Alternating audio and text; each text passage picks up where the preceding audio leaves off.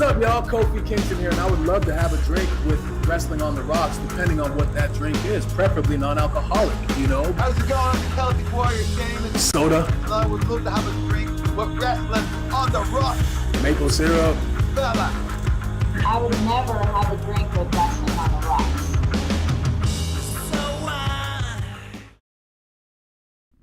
9 days! 9 days from today! 9 days from today on Dynamite! 9 days from today! 9 days! In 9 days! In 9 days from today on Dynamite! 9 days! Guys, it's episode 1 here at Wrestling on the Rocks. Because we haven't quite figured this out. 2 years in, same episode. Same us, new you. I am at Ref Marsh. We are at WOTR The Show. I got a couple of co-hosts with me today. As always, we'll start with Klump. Howdy ho, neighborinos. My name's Crybaby Klump. I am here to talk wrestling and try and make people laugh. I don't do well at one of those.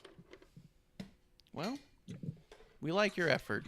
Always a fan of the effort. And I magically have coffee now. Oh! Okay, we'll get into the drinks in just a Boom. second. How did that happen? I'm not going to ask. I'm a coffee bean man, sir. But I can only bring about Starbucks.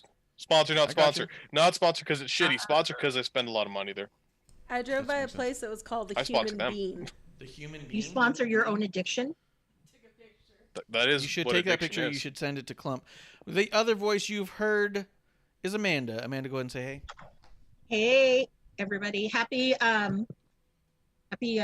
April Fool's Day. I was going to tell you that, oh my God. You know, I actually was going to do it on my Twitter too. Oh my God. Okay. I'm converted to being a Will Ospreay fan. Come on, but I never would do that. So I have to rethink that. So, Yeah. but yes. I Yeah. would have thought you were kidnapped, actually. I wouldn't have thought that was an April Fool's thing. No. I'd be like, she's in danger. I can see it now. I would have people call me and they're like, I know that's not right. Are you okay? Can we call someone to help you mentally? Yeah, something's happened. Something's definitely wrong. Yeah, things definitely a brewing. A Bruin. Lee Moonlight coming through already. Guys, if you want to come in and join the show, if you're listening on Howdy ho, podcast, neighborinos. we are twitch.tv/wrestling on the rocks. If you want to jump in the chat, derail the show, anything like that. Lee Moonlight, we like seeing you come back. We appreciate it. Let's see. I don't think we have any housekeeping up front. To be honest, we got a new t-shirt on Pro Wrestling Tees. If you go to just wrestlingontherocks.com and hit shop, it'll take you right over to it. You can see the new shirt, the new design. We've taken down temporarily the Gimme What I Want shirt. It is our lowest seller. So if you actually want the Gimme What I Want shirt, let me know to give you what you want. And Klump, we can hear the typing. Oh, yeah, Klump, push the keyboard just slightly away. They look pretty dark on this one. They're looking pretty dark, pretty in the shadows. I like it. It's very journalistic. Yeah. Let's do the glasses, guys. What's in your glass? We'll start with Amanda. What's in your glass? Well, you know what? This is a shocker for everybody. I didn't go to Sonic today. Because why? I know, yeah, Klump looked up at me like, oh, wow. No, I didn't go today because I was running around doing errands, got vaccinated, and it's hotter than Hades here today, which it shouldn't have been. So I said, I'm not going back out. So I'm drinking. You can't see the can. Oh no. I am drinking Hawaiian Sun Passion Orange, of course, with just regular stool, because that's how I roll. And you'll see me sip on my old McDonald's Coke from earlier today. Klump, what's in your glass? I spawned about from the depths of Tucson. Yep. Starbucks. All right. With ice and an upsetting amount of cream for my stomach, but it makes me happy. Oh yeah. That melted ice cream gimmick.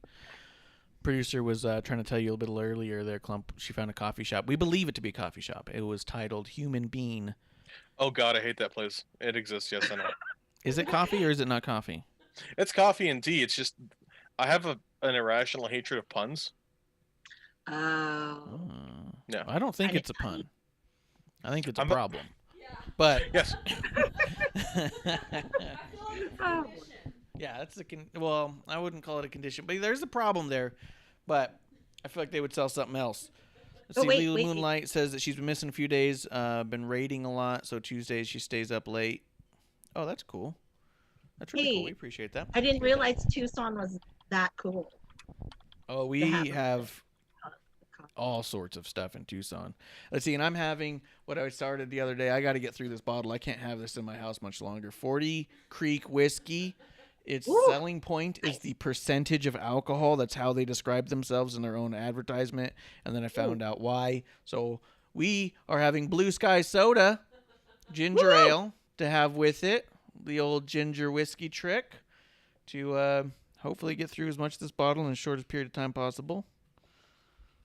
What, like, how much alcohol does it have in it? Because whiskey's supposed to have a minimum of 40%, right? Yeah, it's 43, and they're all like, "Oh, with 43% alcohol, you couldn't believe the flavor." And you're like, "You That's shouldn't still, have like, to combat failing. the flavor." Yeah. But if they're saying that it's like potent, and they're like, "At this potency, the flavor is reasonable." That's not the best way to kind of like position it. So We'll fuck when you I up. had a- Lot of shitty. Yeah. You'd be surprised because most things are strong are way shittier. Is kind of what it sounds like. So we've been mixing it with soda, and it's much better as a mixer. It's actually becomes smooth once you add a bunch of stuff to it. So smooth, baby. It's funny. Southern Comfort is terrible and has less alcohol, but that's just because it's Southern Comfort. Yeah. Well, okay. I mean, it's hard to argue, but I've had a bottle before. So like, I've had a lot of all Southern Comfort. Yeah. But I don't think of like a ton of good mixers with it. I just have it. It's like the kind of thing that tastes fine body temperature, so you can keep it in a flask in your jacket while you're at work. Mm-hmm. Anyways, well, it's not. But I'm you not gotta telling people to do that. drink like vodka and put it in a water bottle. And that, if you're going on the Jericho, wait, no, they have free drinks. Never mind. I had to do that when I was. All right. We all right. sound like the worst drinking buddies now. Yeah, we are awful drinking buddies, guys. If you want to support your drinking buddies, we got T-shirts. Hey, Klump. A little bit of news happened. We talked about Great Khali and Kane. Did we talk about RVD going into the Hall of Fame? RVD's going in the Hall of Fame? They were announced. Kinda. I think we mentioned it because it was a rumor, but it did get confirmed. What do you think about RVD going into the Hall of Fame? That I'm excited. I'm very, very excited. When I got into wrestling, he was one of my absolute favorites. I always thought he was pretty unique as a performer. He was always exciting. I'm pumped. I mean, sans the stuff from Impact, that was fantastic. But that's also why he's going to the WWE Hall of Fame. Yeah, that's true. Yeah. What did when I gave you all those T-shirts a little while back, was there an RVD shirt in there? Nope. It's okay. All right.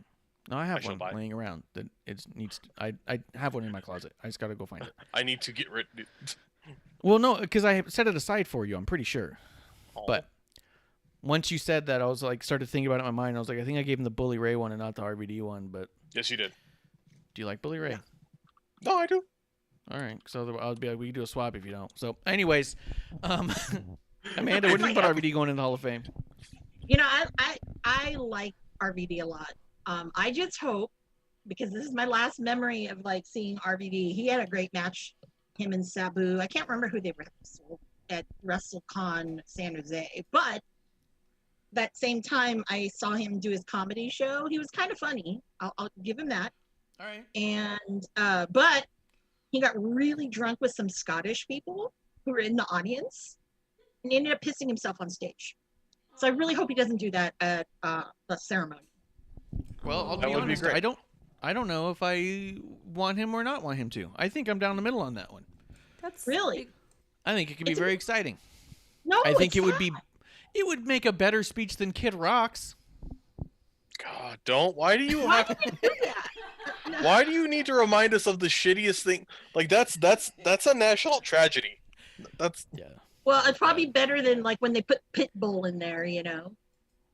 no. Kid Rock was worst. Go. Give me the green light. No, but I'm saying Pitbull when he gets to go in. I'm Yeah. okay with. I can already. I'm gonna put my bet in that it's still gonna be better than Kid Rock. We just lost Okay. 2 viewers. Kid Rock I was watched bad. the numbers go down. They just dropped. Good. No, we don't need them. What? No, I'm playing. I think it makes a lot of sense he's in there. I do think that the timing's peculiar, just because isn't he still actively wrestling for Impact? Mhm. Yep. So Yep. It seems a little weird, right? The forbidden doors are open. Yeah, once that forbidden door went open, WWE goes, "Oh, Oh, shit, we didn't know we could do this. Well, let's bring over let's do RVD." it. Yeah. Oh, I do get a little bit of news myself, kind of breaking right now. Go ahead. Big E of the New Day announced today that the Royal Rumble gear tribute to Brody Lee that they put out there raised $11,354.37 for charity at wow. auction. Yeah. That's awesome. Yeah, I was seeing, because I like to look up ring worn stuff on eBay just to see what cycles through there. And I noticed a lot of the Big E stuff was going through that venue. I don't know that Xavier Woods went through eBay, but they did auction all of it off, all of them. And so it was really cool to see kind of like each parcel kind of show up. But it was neat. Wait, And it was did they also cool just to get... What? I was going to say, did they pay for it? Did they pay for it? Did the transaction go through? Because remember, sometimes when people have auctions, people don't pay.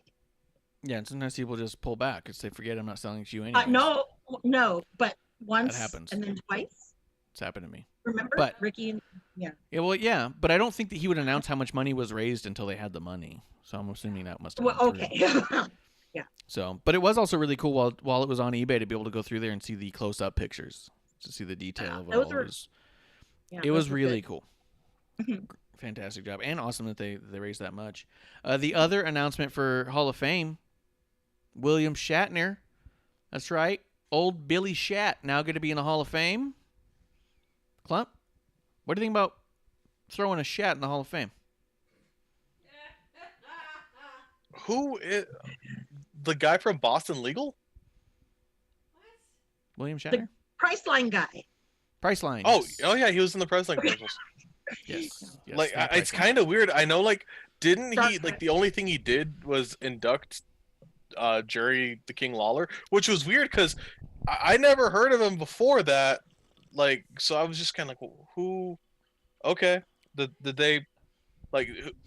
Why did they screw Jerry over? They could have got something cool. This is my favorite part. For one, you're correct. That's the only time I remember him being involved in the WWE is inducting Jerry Lawler, which he also wasn't sure why he was picked for that. And Jerry Lawler's told a story on how he picked Shatner. I don't remember what it was, but it did feel awkward at the time.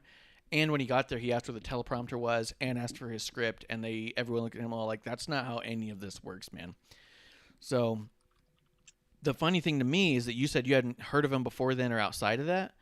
And producers over here losing her mind. And she grew up without a TV. Star Trek. Yeah, he was most famous for You mean- for Star Yeah. Trek. Like cameoed, like the thing with like the bald No, guy. he was the damn captain. I think. No, the bald guy was captain. No, Or the that guy was with the cool years beard. later. The No, first Star that's- Trek that's series was Peter. Captain Kirk. Yeah. Was it like between Scott Bakula and them? Who's Scott I thought Bakula? Scott Bakula was a different show. He was That no, I he get- was what show was captain. that? For when? For which was that? Are you talking about Riker I think so. with the beard? No, he was that's not he was Scott original. Bakula. He's Googling. He's going to get it. Yeah, Shatner was the original captain for Star Trek. Without Shatner, there would be no bald captain, as you called him. But yeah, I was just thinking about it from a WWE perspective.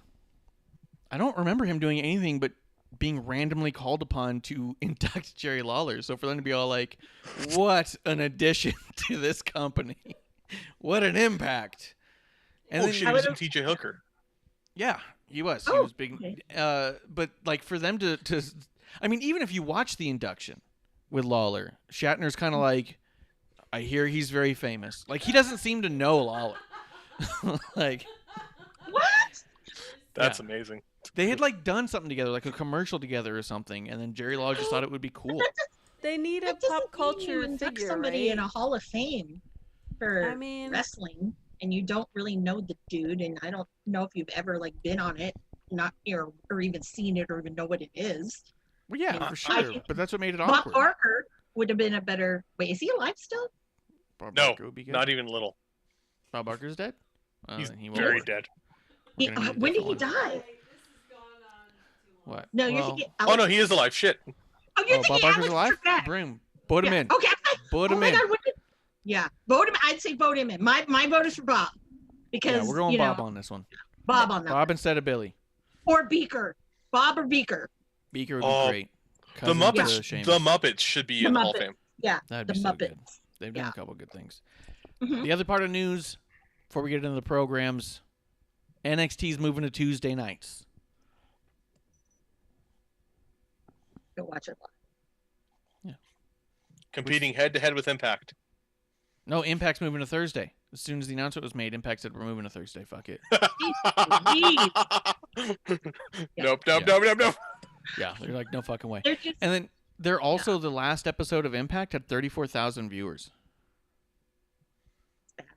That's That what happened is- when they broke down the Forbidden Door. Now that you have Tony Khan cutting a promo on Impact every week, the viewership is just leaving. Just flat out doesn't want a part of it anymore. They made this combo to quote move the needle, as Kenny put it, but he didn't mention he was going to move it down. Yeah. Oh yeah. I mean, Just in time in the chat Those- said what I miss. Am I just in time? You missed a Shat joke, but that's fine. yeah. But- Honestly, I think people are, and I'm really tired of it, and I don't really watch them anymore. But I'm tired of Tony's little paid advertisement because now it's like you come off like a fucking dick. That's my wording right there. That's a fucking dick. And I'm like, why would I want to watch this if you're going to take over it? Or are you just going to, use dad's money to buy Impact? Yeah, it looks bad. You might But as the well. news being the NXT's moving to Tuesdays. What do you guys think about that? Klump, what do you think about NXT moving to Tuesday? I mean, I think it's an interesting idea.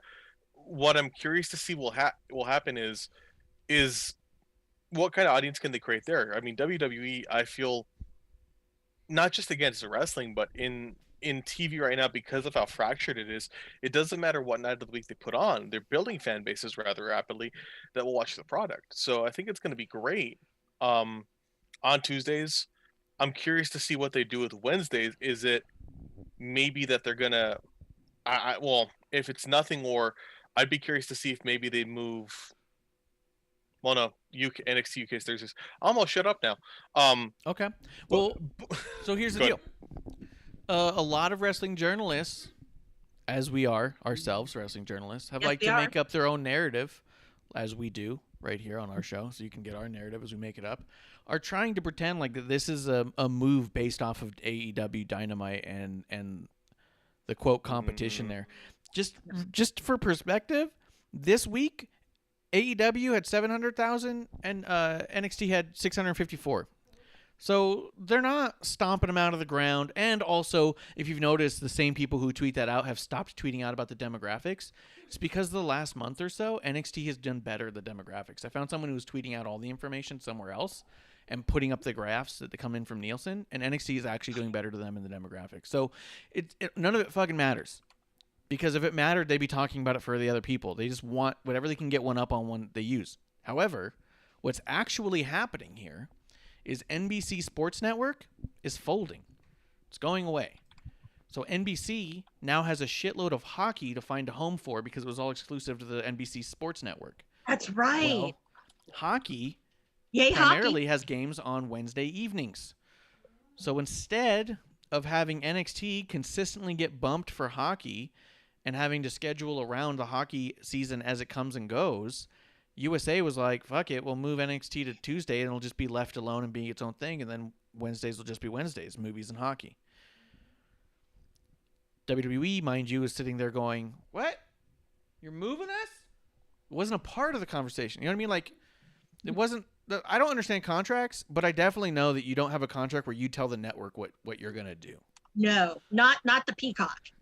Not the Peacock. Yeah, you're not wrong. Peacock's editing out stuff from, and we talked about that. If Peacock's going to go ahead and censor some of the content WWE has, then we know there's definitely no contract where WWE hasn't the final say on shit. Yeah. So, no, WWE did not go to USA and say, can you please move us? And USA saying, we'll move things around, we'll make it happen. That's not how fucking contracts work. And I don't even understand contracts. But for hockey, go ahead, Klump. I understand. Good. All right, go to Amanda. have have you? Because that's actually a really good point of why it would move.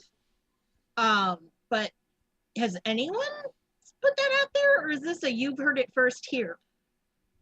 I think someone's had to have talked about it. I do know there's a podcast out there called The Best Wrestling Podcast Ever with Mike Mansury and Mark Madden, which I've become a really big fan of. They talked about it because I believe Mark Madden is actually a sports guy from like ESPN. Both of these guys are involved in the Pat McAfee network, so they're way more into the sports thing. They had that conversation, but before they did, I had heard it had something to do with hockey, and then somewhere else I had read an article. I don't know if it was not a wrestling news article, it was a sports article that talked about it.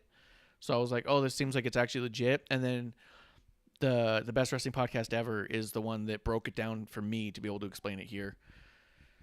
But yeah, so I don't think you've heard it here first, unless you have heard it here first, and you've heard it here first. I think on episode 1. Go ahead, Klump. I think when you talk about the idea of like hearing it here first, it's more like do you have a sense of logic? I feel like, and I hate to sound that shitty, but it's like you're right, 100%. No, like a contract with a network does not allow you to kind of choose your spot and knock people out. Further, they're doing good. If we're gonna get into the theory, the conspiracy theory that it's because they're losing to AEW, they're pretty even and or kicking AEW's ass week to week. So why? Or at the very least, I will say that readily most of the time, according to Nielsen's, which is a rating that we all say is bullshit, and I believe in that, the reported numbers that we see in the wrestling journalism sphere is that AEW does get better viewership through that system than WWE does. But if you remember, we talked about it here, I believe it was on episode 1 a few weeks back, where we talked about how Canada was going to start getting AEW. Yeah, we did. Well, if you also remember, we were talking about a lot of the streaming services not reporting ratings to begin with, and I was telling you I'd be curious to see what happens once Canada is able to watch NXT live versus having to watch something on a streaming service. And I think that's why you're starting to see AEW's viewership go down, is because you're starting to have viewership become hidden. You know what I mean? Well, now they're really screwed because, the hockey is going to Wednesday. So now they're gonna be competing against hockey, and that's the national sport there. They already have hockey in Canada on Saturday. That's a really good point for Canada. Yeah. I don't want to bore you guys with hockey's talk, but no, I love hockey passionately. Oh, you do? Oh, okay, I'm like, no, he doesn't. But they're gonna lose that viewership. So if they were like, oh my god, it's so great, no, do your homework. And I think that's one of the issues with a lot of, the wrestling journalists or people like, oh, they're moving because, AEW. No, the world does not revolve around AEW. Exactly. You heard it here first. The heart of it. Yeah. The world doesn't revolve around a developmental brand and a new startup going head to head. All the networks aren't clamoring to find out where that 50,000 viewership goes each week as it flips back and forth. I think both networks, so from what I can tell, are just happy with them getting more than 500,000. So I think they're both fine. They're both comfortable. There's clearly not a war. There's clearly no competition. There hasn't been for quite some time. They're both just doing whatever it is they're doing. You know what I mean? And I think that's fine. I think it's not only fine. I think that's good. I think it's actually better than you would have thought it would be. I think because of that, they're becoming identifiably their own voice. Because they're not getting swayed by each other's movements. Not from the sense that we would see, right? Because that's one of the things on that podcast. Mike Mansury is a former producer for WWE for the past, something like 20, 30 years, something crazy like that. And he just left this past year, and he talked about how they would have, when in the NXT booth, they would have AEW on. And he goes, it was kind of cool and exciting to see what they were doing as you're doing it. And he goes, it makes decisions based off when you go to commercial break or what you're going to cut to right when you come back, if you're going to go into a promo or something else. It seems like it's a production impact, not a content impact. We don't see anything different from story or from performances. But where the commercial breaks happen, that's the kind of competition that's actually happening. Where do we go to try to leak in a few more viewers, which would be irrelevant to us as viewers, which I think is fine. that make sense? I get that. I agree with that. I think that's an astute assumption there, a smart way of looking at it. It's, I mean, at the end of the day, when we talk about ratings and everything here, among all of them, um, with the exception of Impact, and they might be doing significantly better online, which that's the reason they keep getting money and getting talent. Yeah, none of these companies are doing bad for TV. Like, Yeah. if we look at traditional Nielsen numbers, even a 500,000 is pretty fucking good compared to a lot of shows on in these time slots, you know? It's true. That grocery bag one, you know, Guy Fieri's grocery grab. That a lot of Guys, people talk about grocery being one of games. the and that's one of Triple like the G. bigger. It's one of their bigger shows on the network. Was it TBS or some shit? Food Uh, Network, right? Yeah, Yeah. that one got like 780 this week. So yeah, if you're doing, I mean, if that's considered a blowaway success, then yeah, when AEW can get 800, they're like, holy shit. But that's why the $1 billion contracts go to SmackDown, because they're going, you're getting over 2 million consistently. They're like, oh yeah, that's what we do. And we don't even get to see however many are actually watching. That's just the ones we know about. And they're going, what the fuck? That's why there's so much investment in WWE, because out of the viewership they can monitor, they're having like outrageously good numbers in comparison. Well, like you think of like places like Netflix or Hulu, like these streaming services, they also in how they measure content is so different, yet they're profitable when they make really niche content, you know? Like that I couldn't see this on like an HBO, you know, or on an A&E or anything like that, and it's like, oh cool, this is like what we do, and it works. I mean, I think everyone's doing pretty okay. Yeah, I think that's good news. I think NXT moving to Tuesday is good news.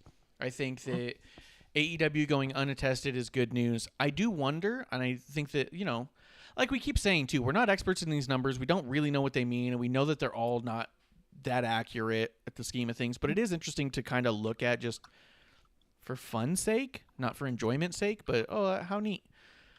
And speculation is always fun. But I do wonder if there'll be a drop in both numbers, just because I think there's a number of people who watch because they get a flip back and forth. Yeah. I think there is a number of people who, if there's nothing on the other channel, then they're not going to bother watching it live because there's no point. They can watch it whenever. I also think with NXT moving, the audience isn't going to just flip onto Tuesdays immediately. They're going to have to learn that it's on Tuesday now and move their schedule around. You know what I mean? Have to use Peacock. Yeah, no. Yeah, right? So Yeah. I just Well, wonder. I think it'll be neat. Go ahead, Amanda. This is one thing I don't think I've ever heard anybody talk about, but I would think that ad revenue was more important than the ratings, because when you look at like the Super Bowl, it costs like millions of dollars to do a 30-second ad. You know, everyone's clamoring for it. And so I think that when you look at the kind of commercials, obviously they're not selling much because you get a lot of, okay, this is coming on TNT or this is coming on USA Network and whatever. But I think it's the ad spend is a big reason too. And I mean, if you're, I don't know, if you have two shows that are very similar and obviously you're hitting the same demographic who likes to watch them, I would think that, okay, you need to get ad spent, people buying ads for, you know, things that people would like. We don't want to see Shaq sell, I don't know, Irish Spring. Ad revenues, TV deals in general, like the fact that WWE just sold off the network for $1 billion. They just promised SmackDown to Fox for $1 billion. They just had a deal with DraftKings. They're now partnering up with DraftKings where you can do all these, you can make a bunch of bets on WWE product now, specifically. Oh, God. I have a problem with that. Why are you betting on something that's not real? That actually creates a creates a really interesting legal challenge if you think about it. We're assuming, you know, legally under the assumption this means that the predetermined result cannot be changed, right? However, yeah, you get what I mean. Like, and we're basing it off of the idea that we're not sharing this. WWE employees aren't participating. It has to keep things very close to the chest, or that can, I think that actually can kind of violate some betting laws. But then also, Mhm. it does create the possibility or theory that if we see a bunch of bets toward one thing versus another, what if that ending ends? Yeah, but You open payouts yourself up, are smaller. But at the same yeah, time, or you open yourself up to lawsuits and litigation, and again, possible criminal charges because who's to say or who's to argue? I mean, if nothing else, just it looks really shitty if something like that happens, and then WWE will have these new fun, questions what are you, a about. goddamn lawyer? Because I have a feeling a bunch of lawyers put this shit together. You know what I mean? No, we're All I'm feeling saying very is smart. yeah, we're feeling real smart tonight. We're getting our fucking real smart caps on. smart. Yeah. There's times like I hear shit like this, and I'm like, if this is the argument that lawyers write this, I want to pass the bar. Oh, 100%. But at the same time, I mean, I think that the thought process is fun to entertain and be like, well, this seems weird and complex, but it's a contract. They're all weird and complex to me. But I also think that DraftKings does things differently. I know that me and Kevlar from the show, the Ironics, as we like to call ourselves per T-shirts, that we both have gone through DraftKings. They did like different sweepstakes type things where it was like, if you could guess the right, like it had the whole card for SummerSlam once, and it was like, how many pick beans who in you this think's jar? gonna win of all of these, and if you got the most number right, then out of the people who got them all right, you either, if you were the only one, you won, or you were put into like a raffle to win up to like $5,000 or something crazy. And I don't think there was a buy-in. I think because of what it was, but at the same time, they could have easily done, hey, for $1, submit your card. Whoever does the best gets back $100. And then it's gambling in a different way where it's all like, hey, an overall feel for the card and not like, hey, I'm putting $1 million on this one match. But at the same time, I don't know. I haven't opened it up, haven't taken a look. It was just an article I looked at where there's a partnership now officially with DraftKings and WWE. And all we were talking about was value of brand and ad revenue. So I think it's all really interesting and fascinating because you also don't see those partnerships happening with AEW. And I think the AEW has a lot of leverage in TNT because Tony Khan's friends with the right people.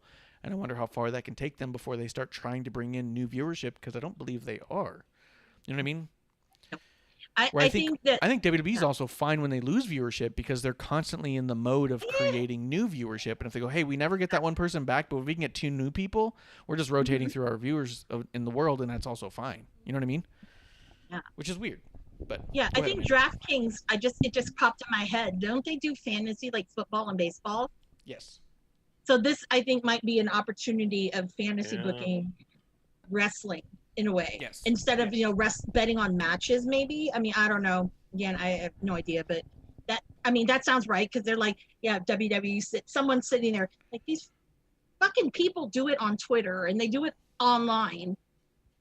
Why don't we just have things where, they could pay money and maybe win or whatever, I mean, it'll be a fun thing. I used to do fantasy football with my family all the time. Can you imagine if we all set up our own little leagues and did fantasy wrestling where it's like, oh, here's my team for the week, and you know what I mean? Had little winners and losers, and at the end of it, somebody won $100. Like, dope. Yeah. You know what I mean? Maybe we should do that. We'll have to take a look. See how it works. GR Lunar's coming through the chat. Ayo. Hey, Lunar, look into DraftKings and WWE. Find out how we can all get involved in this. Guys, I like when we get real smart. Yeah. Klump, I know you've been sober, but did you ever get a chip for gambling? Because we can get that going. We can get you in the mud here that you got to dig yourself out, and we can also celebrate that. That's a bad one to get someone into. I know.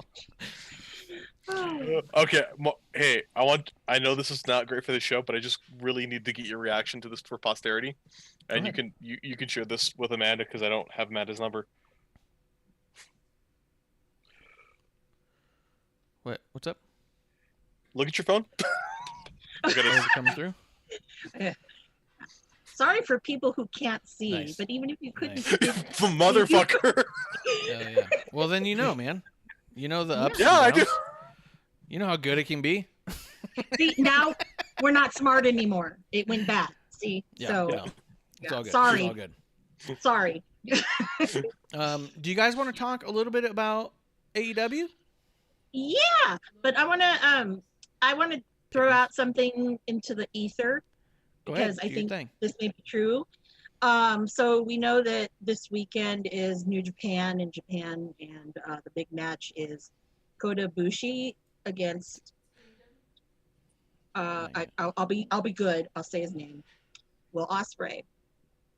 I know him as Ocean Spray, but whatever. Yeah. I did And get they the unveiled a trending. new title. Did you guys both see the new title? Yes, it looks like Cody's tattoo. That's what everyone was saying. Yeah.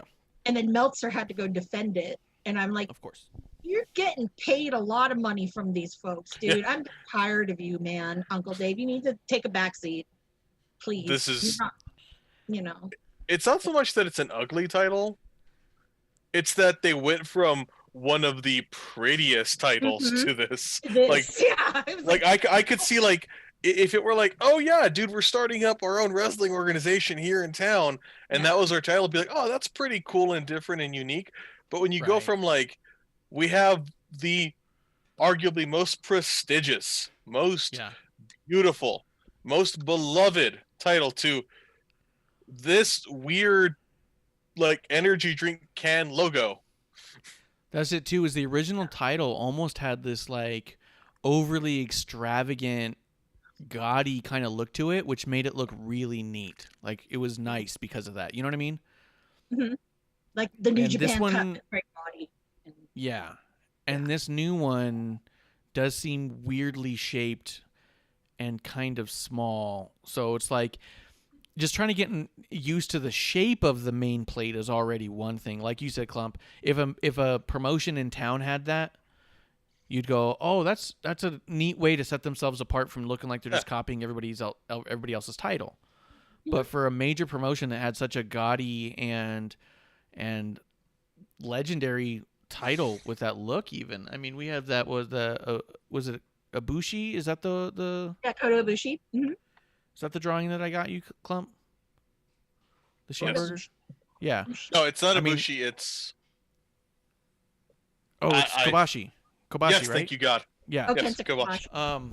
But I mean, that's got like the Oh. title in there too. And it's like such simple lines in it because it does draw such a memory. Well, on it's it, actually a but- different title. is it? All their titles there are so nice, dude. And then this It's one's not so a- Yeah, weird. they're all nice. Now Well, no, that's this the one. is the one in this one is the Old Japan title. The GHC is the Old Japan title. Yeah. Oh. Got Gotcha. it. Yeah. But now- Lunar is in the chat. He says that he hoped Kota whoops that ass. He also says he doesn't hate the new belt. He just needs it to be larger. But yeah, the OG belt's better. He goes, if the shape was exaggerated more and looked a little more over the top with the jewels embedded or something. Yeah, if Yeah. like instead of like one jewel here and one there, if there was like a cluster of jewels, maybe. Like it looks overly simplistic, like you said, which makes it look almost like a logo, and it's not a logo. Yeah. Because I do think that that's the biggest issue with the WWE titles is they're all giant logos. I mean, not all of them, but I mean, I've talked about it 100 times. My favorite Yeah, the title lion head. currently is the or in the WWE. My current favorite title is the main roster women's tag, just because it is kind of gaudy and it does look really nice and it looks like a title or a championship. And a lot of the other ones just look like logo. This feels like logo in a way, you know. It looks like it would make a good sticker, and I don't know how I feel about that. Well, you can always do the whole spinner thing and do the New Japan logo, and that That'd be spins funny. around like the WWE one. But That'd be so whatever. fucking funny. That Now, that's here's the pretty thing. gaudy. I do want to might say I actually- don't hate the title. Also, I don't hate it. I do think it looks No. nice, but it does seem a little bit awkward, Yeah. especially with the shape of it. That weird V cut, especially where you wear it, it seems a little weird. So 'Cause all I'm now gonna it's say a is junior. the shape of it to me seems awkward, but it is nicely constructed. Yeah. But But go the ahead, Amanda. junior What do you wanna heavyweight belt, I was going to say the junior heavyweight belt now is going to be an eyesore because it's the same patterned after the same mold. So are they going to get a little tiny, little V-shape, little whatever? Oh, Because weird. junior wrestling Weird. is not, Klump, is there anything else you want to say about that title? No, but the match because Osprey's faction has a surprise. They're adding a new member. Oh. Now, I did some investigation. This is Yeah. not smart. It was not smart of me because why? I had to watch Will Ospreay talk, and oh God, anyway. So, he they're basically saying that, you know, their team wants to take all the belts in New Japan and dominate, but they don't have a junior wrestler. Oh. They do not. And I looked because I'm like, great corn on the cob, dude. I don't know. No, that's Jeff Cobb, but no, there's this great, whatever he is, you know, he's big. Obviously, Cobb's not a junior. So I think it's going to be someone from outside the company. And wouldn't it be weird if it was one of his old rivals, Marty Skrull? And you heard it here first. Because I know no one on his name. But I'm thinking that could be a possibility because it's a secret and it's a surprise. And, you know, and I can see in the future. Those tapings a while back. Yeah. And I see in the future he could overtake Ospreay. That's true too. Because, you know, Don Callis. He can out-villain the guy. Yeah. Yeah, you can totally out-villain the guy because obviously it's like, okay, the only thing that makes Ospreay a villain is the fact that he just runs his mouth and it eventually will hit up with him. So yeah, and that he's just, you know, he's a dick. Yeah. Like, yeah. Huh. I'm surprised I'm surprised TK hasn't gone after him. But you know, whatever. But yeah, no, that's something to think about. So because they don't have a junior, they have a tag team. They have if he wins it, I don't think he will, but if he wins it. Yeah, but he's in the weight class where he could. Yeah. In theory. You know what I mean? So even if he didn't win it this time, he still could win it. Yeah. But if they were to get him all at once, and I think Cobb would try to go back and get the Never belt. So, because no faction in Japan has had everybody at once all in the same faction with all of the belts. I wonder if that's a possibility. I wonder if any companies ever combined titles like that, unified titles, and not had to go back to breaking up some titles. Because when you think about it with the WWE, they had the Undisputed title for a while, and eventually they had to break it in half again. Make a world in the Universal. They had to make a standard world at one point. Like the combining the world and the Intercontinental just makes me wonder if at some point they're gonna have to be like, okay, we're gonna need a secondary title again. Yeah. And then I guess all you do at that point is you just like create it, right? That's weird. I don't know. And it's a shame because NJPW's been around for a million years, so their history for that Intercontinental title and the World Heavyweight to be combined is a bit of a shame. But, you know, it is what it is. No. You know, now that I'm thinking we should mention that, you know, Ocean Spray, I'm going to call him Ocean Spray now. So Ocean Spray carries the Rev Pro British Heavyweight Champion belt because Zack Sabre Jr. was doing that when he was Zacky 3 belts. And I think that if this forbidden door has opened, truly, you might see one of those belts in New Japan. It could be tagged, it could be whatever, you know. If there really is a forbidden door that's open, which I don't believe there is, but if there is, you could be building, especially if they do the long-term storytelling like everyone says they do. You could be building towards Kenny the Collector here in America.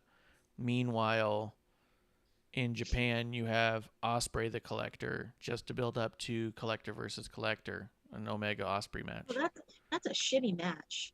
Oh, well, God. I'm not. Yeah. Who would watch that? That's shitty. The AEW faithful would love the idea of that. No, they wouldn't. No, they'd be pissed because it's not Coda. That'd be fun. Yeah, because you know all those girls, like the women, like to think that Kenny and Coda were like in a real relationship and whatever. So no, if you don't have Coda, don't ruin my fantasy. I'm sorry. Yeah. I'm sorry. Let Klump have this, please. Okay, I'm sorry. Luner's in the chat. He says, if we're talking about gaudy belts, check the table. You motherfucker better be talking about the mini belts. I swear to God. You better be talking about those fucking mini belts. That mini NXT UK is what you better be fucking talking about. And then he says, he's starting to hate the term forbidden door, not going to lie. 100%, dude. The thing is, it's being overplayed and underutilized. So the fact they keep saying it, but fucking nothing is happening, makes it frustrating to hear. The fact that they were like, the Forbidden Door, and Kenta showed up one time for 3 seconds and then lost to Moxley the next fucking week anyways, never came back. No one from Japan showed up since. No one from AEW went to Japan except for the predetermined match that was already on the books beforehand. Fucking can't scream about something and then have it never mean anything again. You could have just been like, oh my God, I can't believe he's here. But for them to say, the Forbidden Door has been open. Like Bishop said on his podcast today, his Terrible Wrestling Takes podcast, awful podcast. Check it out. Prove me wrong. He said that Kenta closed the door behind him, is what it seems like. Yeah. Well, it feels like they open themselves up to a lot of butt stuff jokes. Like, let's be honest, Forbidden Door butt stuff, and just like butt stuff, it sounds great, but it's turned out to be just a really shitty situation generally. Yeah. So I'm not a big fan of it. Call back from the old times, guys. Stackhouse. Woo woo. He's coming through the chat right now. He says he hasn't watched in a while. What's the Forbidden Door? I don't know if he means he hasn't watched us or AEW or NJPW, but the Forbidden Door is something that AEW has used in reference to their partnership with Impact and NJPW. Anytime the Good Brothers show up from Impact on AEW, they say Forbidden Door. Anytime Tony goes to Impact, which is weekly, to cut a promo weekly, he says the Forbidden Door is why he's there. And the one time Kenta showed up from NJPW, they said this is in reference to the Forbidden Door. So that's their Forbidden Door, is their working relationship with Impact and and NJPW within AEW. So the Forbidden Door working relationship, which could be cool and it would be neat if they followed through with it more, is all I'm saying. You know what I mean? Amanda stepped away. Klump, you're still there, right? Howdy ho, neighborino. Yep.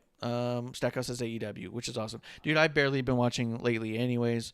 The other Forbidden Door is Vincent K. McMahon's office, is what Leonard says. I like that.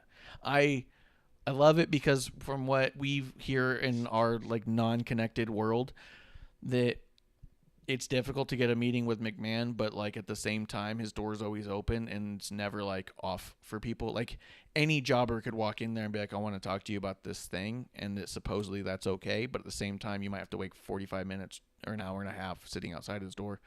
You know what I mean? Which is also interesting. But at the same time, a ton of people would be like, why the fuck would I go talk to him? Like Apollo Crews talked about it. He was like, why would I talk to Vince McMahon? Well, fuck, I don't know. Because you're not happy about something? Because you want something to be different? I don't know. I don't work there. But I like that. Anyways. My chair broke. That's why. Yeah. Her chair broke, so camera went out. My chair broke. Yeah, like at this, like that's why I had to go get some duct tape. It's all good. All good. If you gotta sit on the floor on a big pillow or something, you do what you gotta do. No, I'll lay down. But anyway. If you want to like leave and do other things, just kind of like jump in. That's something I've considered, just to be, and I'm sure Marsh. He's done it. Yeah. And Justin Time brings up a good point in the chat. He says, to me, all the other companies working with WWE is more of a Forbidden Door than that of AEW. Yeah. I agree with that. And at the same time, you have to also keep in mind, because everyone talks about like, oh, WWE would never work with other companies. They may have absorbed companies at different times, but they worked with not WCW. They worked with ECW. They worked with NJPW. They worked with the other Japanese promotion. Which one? All Japan, NWA, AAA, CMLL, Smoky Mountain, Jerry the King Lawler's weird fucking thing. They've done a lot. There's a long history of it. Yeah, Evolve. And they've bought or they've taken ownership of a few different promotions, or in that time frame. Yeah, but some of the reason they took ownership is because they had a working relationship and the business was going under anyways. They wanted the tapes. It doesn't sound. It sounds less than like, with the exception of WCW, which has a lot of fun story to it. These seem more like, well, let's see what we can do to continue this and help everyone out, versus like, oh man, like now that you're buddies with me, I'm just gonna like take over your space and you sleep on the floor.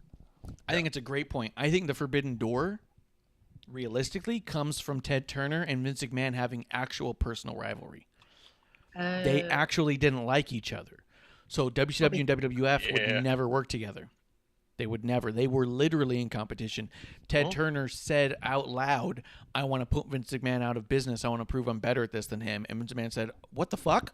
And had to, theoretically, it seems crazy to think of now as the tyrant that is the WWE and Vince McMahon. But at the time, it was, oh my God, my business could crumble. And he really did feel like he was the underdog. He even painted himself as an underdog with all those billionaire Ted skits. But there was a certain sense of that was real, at least to him, that his business could really go under because of this steamed attack by a billionaire. So that's what I think all the Forbidden Door stuff comes from. But if you look at it outside of WCW, you're right, Klump. He's worked with almost every other company out there. Yeah. And in that time too, like after WCW, as I recall, like New Japan was really not in a great spot. Like there wasn't a lot there for a bit. New Japan has had weird ups and ebbs and flows with its talent.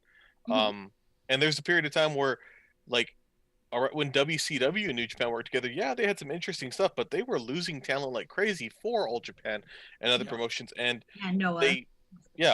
their content was kind of weird. So I could see like, yeah, I don't know if we need this promotion if Scott Norton is your big guy right now. Right. Not knocking Scott Norton, but I mean, he's a bad motherfucker, and I would not say any cross words about Scott Norton if I thought he would ever hear it. But So. to me, he's not as scary as Murder Grandpa. Minoru Suzuki. Murder Grandpa, no. And what match I want to see is I want to see Penta versus him. Okay, that'd be cool. But I'll tell you right now, if I was in a bar and I saw Murder Grandpa and Scott Norton getting into a verbal altercation, I'm getting far enough away to not be hit by shrapnel, but staying close enough to be able to watch. Because that is going to be a fucking death match. You know what I mean? Yeah. And not like a Gilbert death match, like a real death match. Well, you have pyro that works. Yeah. But, guys, let's talk about AEW. Yes. There was only a couple segments I had at AEW that I thought were what was notable. But Amanda, you've been our resident AEW correspondent, taking over for Klump as he's decided to watch things he enjoys instead. Klump, did you? You said you were starting to watch Dynamite. You said you ended up watching the first hour, right? Yeah. Okay. Let's see if what she wants to talk about is the first hour. Well, actually, the first thing I want to just because now we have this week we went back. Elevation went back and was 2.5 hours. I'm like, what the hell? And then Dark was only an hour and a half. They need definite structure. So I think the lack of structure is very non-appealing. If you knew every week how long Elevation and Dark were going to be, it'd be easier to say, okay, I guess I'm going to be watching a 4-hour show. But if one week it's an hour, the next week it's 3, the week after that it's 2, the week after that it's 4.5. I think it's frustrating. And I'll also add that they have a really cool beginning of I don't know what to call it, but whatever the beginning show like video is, they actually will have the opening. Thank you. See, dumb, it came back. They actually had different wrestlers that are kind of newer talent, and then some that are really established. They would flash their pictures. So people like Will Hobbs was on one. Fuego del Sol. So I guess they signed Fuego. I mean, why did they do that? Ty Conti was one. Matt Sydal was one on there. Scorpio Sky was on there. I think Ethan Page was on there too. Mm-hmm. So it's really interesting that, they're definitely going to use that avenue for newer talent, but it's really cool to see these are the ones that they're highlighting. I think Bear Country was in one too, together, So I thought that was really cool of them. So kudos again. And I think Paul White every week's getting better at commentary. So he's getting more comfortable. So if that was his dream, he had a good dream. I'm just going to say that. If it's his new dream, that's totally dope too. Yeah, it's fine. I mean, what's a 7-foot man going to do? Not much. Yeah. So I think it works. And I think also with having Taz and Excalibur, because that's like if people were like totally high and kind of drunk, that's their commentary style.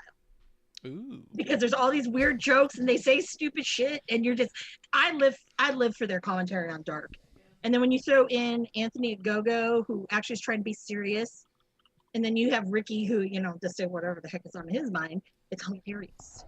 Stackhouse says Fuego is his boy. Yeah, Fuego I'm is. just gonna say this real quick. Fuego. I love having Stackhouse back in the chat. That dude is so fucking cool. I made that shirt for him. I every now and again he'll post a clip and he's got his Stackhouse is okay shirt on, and I just fucking smile because I love him rocking an Oklahoma shirt. But go ahead, Amanda. Yeah, no, there wasn't really anything. The women's matches were great. I'll say that. Thunder Rosa and I don't remember which show it is because it all blends together. Thunder Rosa and I think Diamante had a match. And that was okay. That was pretty cool. But they showed Thunder Rosa's picture too. So I'm like, did she sign something? Because I thought, well, whatever. But it was very, very interesting. And if you are in the if you're a fan of Team Taz and their drama, it was a very interesting match. A lot of drama. Mm-hmm. So Team Taz is not great. And we'll lead into Dynamite. I knew the Christian match I knew was gonna open. But I don't know. I was reserved about it. I mean, I don't, I was kind of like, oh, I don't know. And that's how I watched it, was like, oh, I don't know. Yeah. Did you have that feeling? Like, this is it's an ex-WWE person, and why are you here? Is it because they didn't offer you anything again? And you definitely... Well, no, he's talked about that. I mean, if you want to talk contract stuff, he said that he came back at the Rumble, and since he was cleared and all, he wanted to get back into wrestling. He wanted to do a bunch more stuff, but that ultimately Tony Khan had offered him a deal. He said when he started talking to Tony Khan versus signing, it was all within a week. So he kind of rushed it too. Just do it. And the negotiations with WWE just weren't moving that fast. So he just wanted to get in the ring as fast as he could. Tony Khan offered him an awesome deal and went for it. So I don't know that it had anything to do with WWE not wanting him or wanting him. It just sounded like that he wanted to come back, and before WWE even had the chance to start saying, here's what we think we could do, Tony was all like, I'll give you whatever you want. Come over here right now. I'll give you whatever you want. And he was just like, anything? And like, 9 sure. days? 9 days? 9 days! In 9 days! 9 days from today, sign the contract in 9 days! 9 days! Stackhouse says he worked in his drinking buddy shirt a few shows ago. That's awesome, dude. I love that. I love that. Yeah, but I think, I don't know. I mean, it is what it is. I mean, I kind of was like hoping that... I'll tell you what, the next time I'm on another show, because it happens from time to time, I'll wear a Stackhouse shirt. I've got my Stackhouse shirt over here with the drawing one. So dope. Look at that. But supported. Here's one thing I want to throw out there before we talk about... Well, let's talk about Christian, and we'll get to this other thing. So, Klump, what did you think about watching Christian versus Kaz? It was damn good. It was a match I was watching for some reason with the sound off, and it was still entertaining. It was an interesting match to watch without sound. I was really into it. I watched it, and I've seen Kaz a fair amount, but I don't feel like I've seen him a lot. And watching him here, I was like, holy shit, both of these guys are fantastic, because I've seen more of Christian than Kaz, and I know they've worked together in Impact and TNA, but I'd never watched those. And it was just great. I thought it should have... I mean, as an opener, it makes sense, because it brings people in. It's a good, solid match. But part of me was like, I don't know if this should have been this early. Right. Versus other things. That was my hesitation when it came on, and I was like, really, you're going to open with this? And I was like, all right. But what it is like what it felt like to me is it felt like starting a lawnmower before they just start doing a shitload of flips and stuff. You know what I mean? Because they do go 1,000 miles an hour, and I think they know that. And I do think that Christian is also smart enough to see the rest of the card and say, hey, just put me at the front. Because if a million things happen and a ton of weapons is happening and people are bleeding left and right, Darby's setting shit on fire in his promo. You got a bunch of teams just doing a ton of flips to the outside on people. By the time it's all over, people are not going to take a typical wrestling match at the end of that and say, this is fun. It's going to be much slower paced. So he could have very well have been smart enough to be like, hey, I'm looking at the rest of this card and just put me on first, because he can get the crowd now while they're hot, because the crowd's going to come in hot wanting to see wrestling, and they see this and they blow up. Here's what I'm wondering, because I did think it was a great match, but I also wondered, how great of a match was it? Not in a mean way. This is a pretty standard, decent style match that you would see in any given WWE show on Kickoff or Beyond. Was this match better than Cesaro and Seth is going to be? Was this better than Seth and Shinsuke?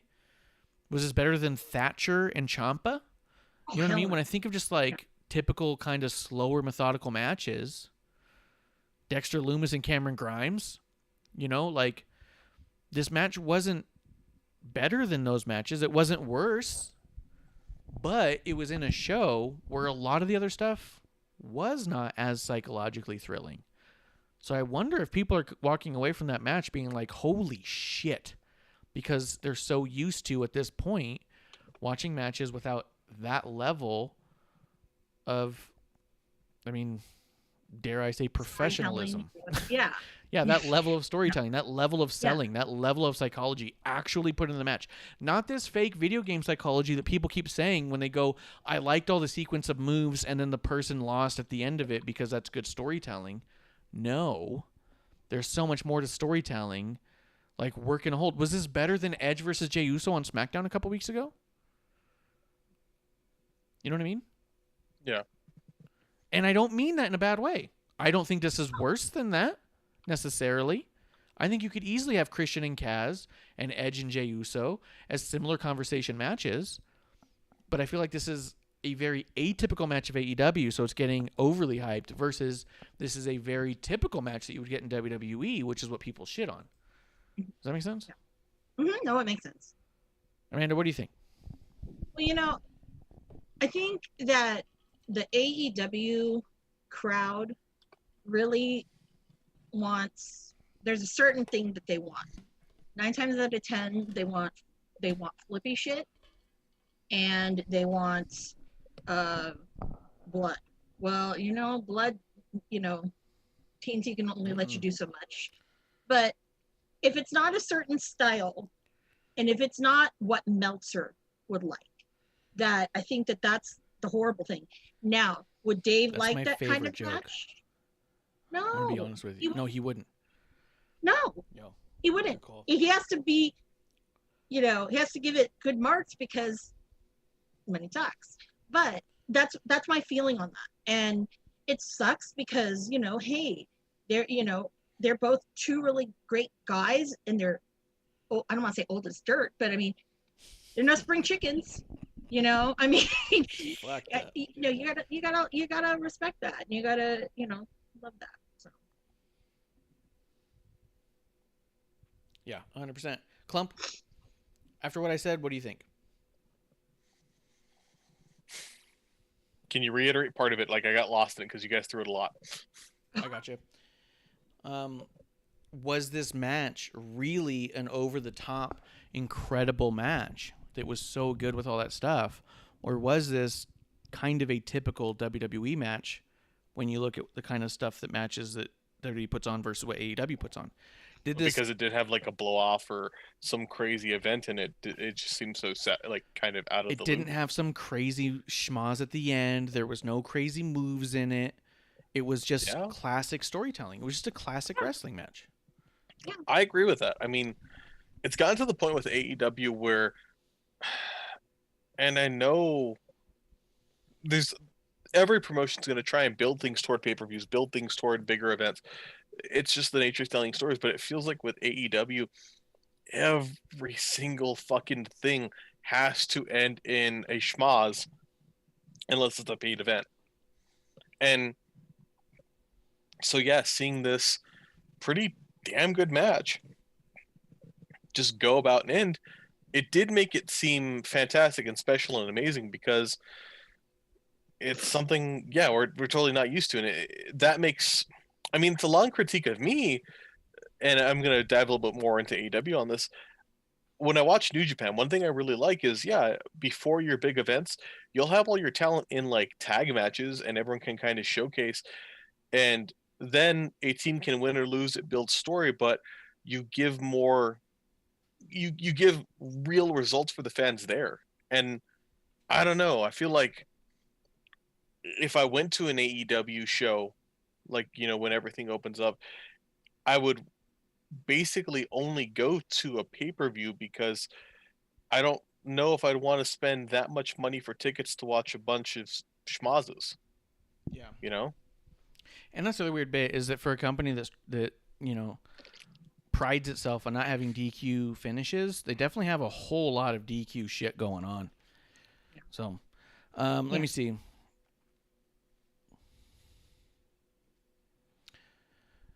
There's a couple things happening in the chat, so let's hit up some of that, okay? So, Fabteen is saying, interesting that branding is starting to bring in philanthropy. Well, maybe we'll hit this right. I don't have anything else to say about the Christian Kaz match. I'll just say that. Do you guys have anything else you want to throw in there?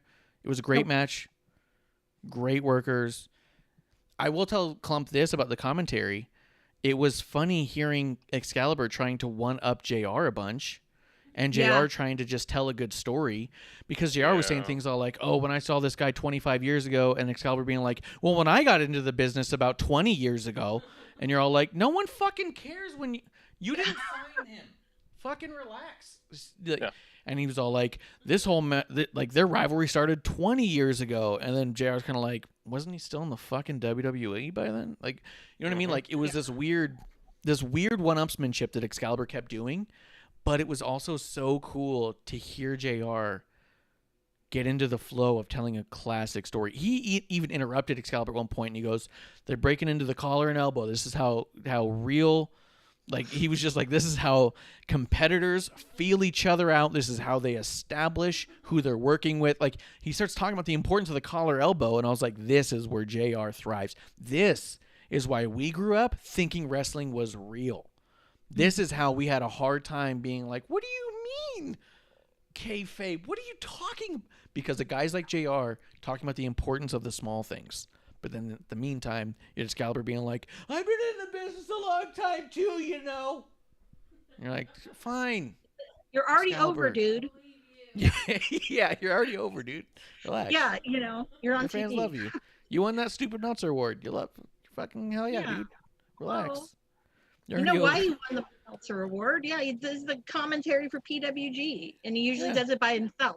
So I think that's probably why I've been here. Blah, blah, blah. Yeah, no. Yeah. Yeah. And he tried to do a couple of well actuallys to JR, and I was Oh, like, shut God, the fuck up. Don't you well actually, JR. I swear to God. I'm gonna Who was- beat you Dude, to can death. you imagine they're sitting at the table and he does that kind of like, well, actually, and JR just fucking like quick draws Excalibur, just slaps over there and he's like, oh, don't you fucking well aim me. You know what No, I mean? you don't even see anything. You just hear like, well, actually, and then the sound of like someone just hitting a table hard, and then they go back to Excalibur, and he's just kind of like holding his face and quieter. Yeah, just like hand over his jaw or like a finger in his mouth, and he's like, Yeah. Tony's just kind of like Tony's just kind of like looking at shock, like fuck. Yeah. Jeez. Who was the ref? But- Because it would have been a trifecta if Aubrey were the ref for you. Of Grr. You know what? Whoever the ref was did a great job. No clue.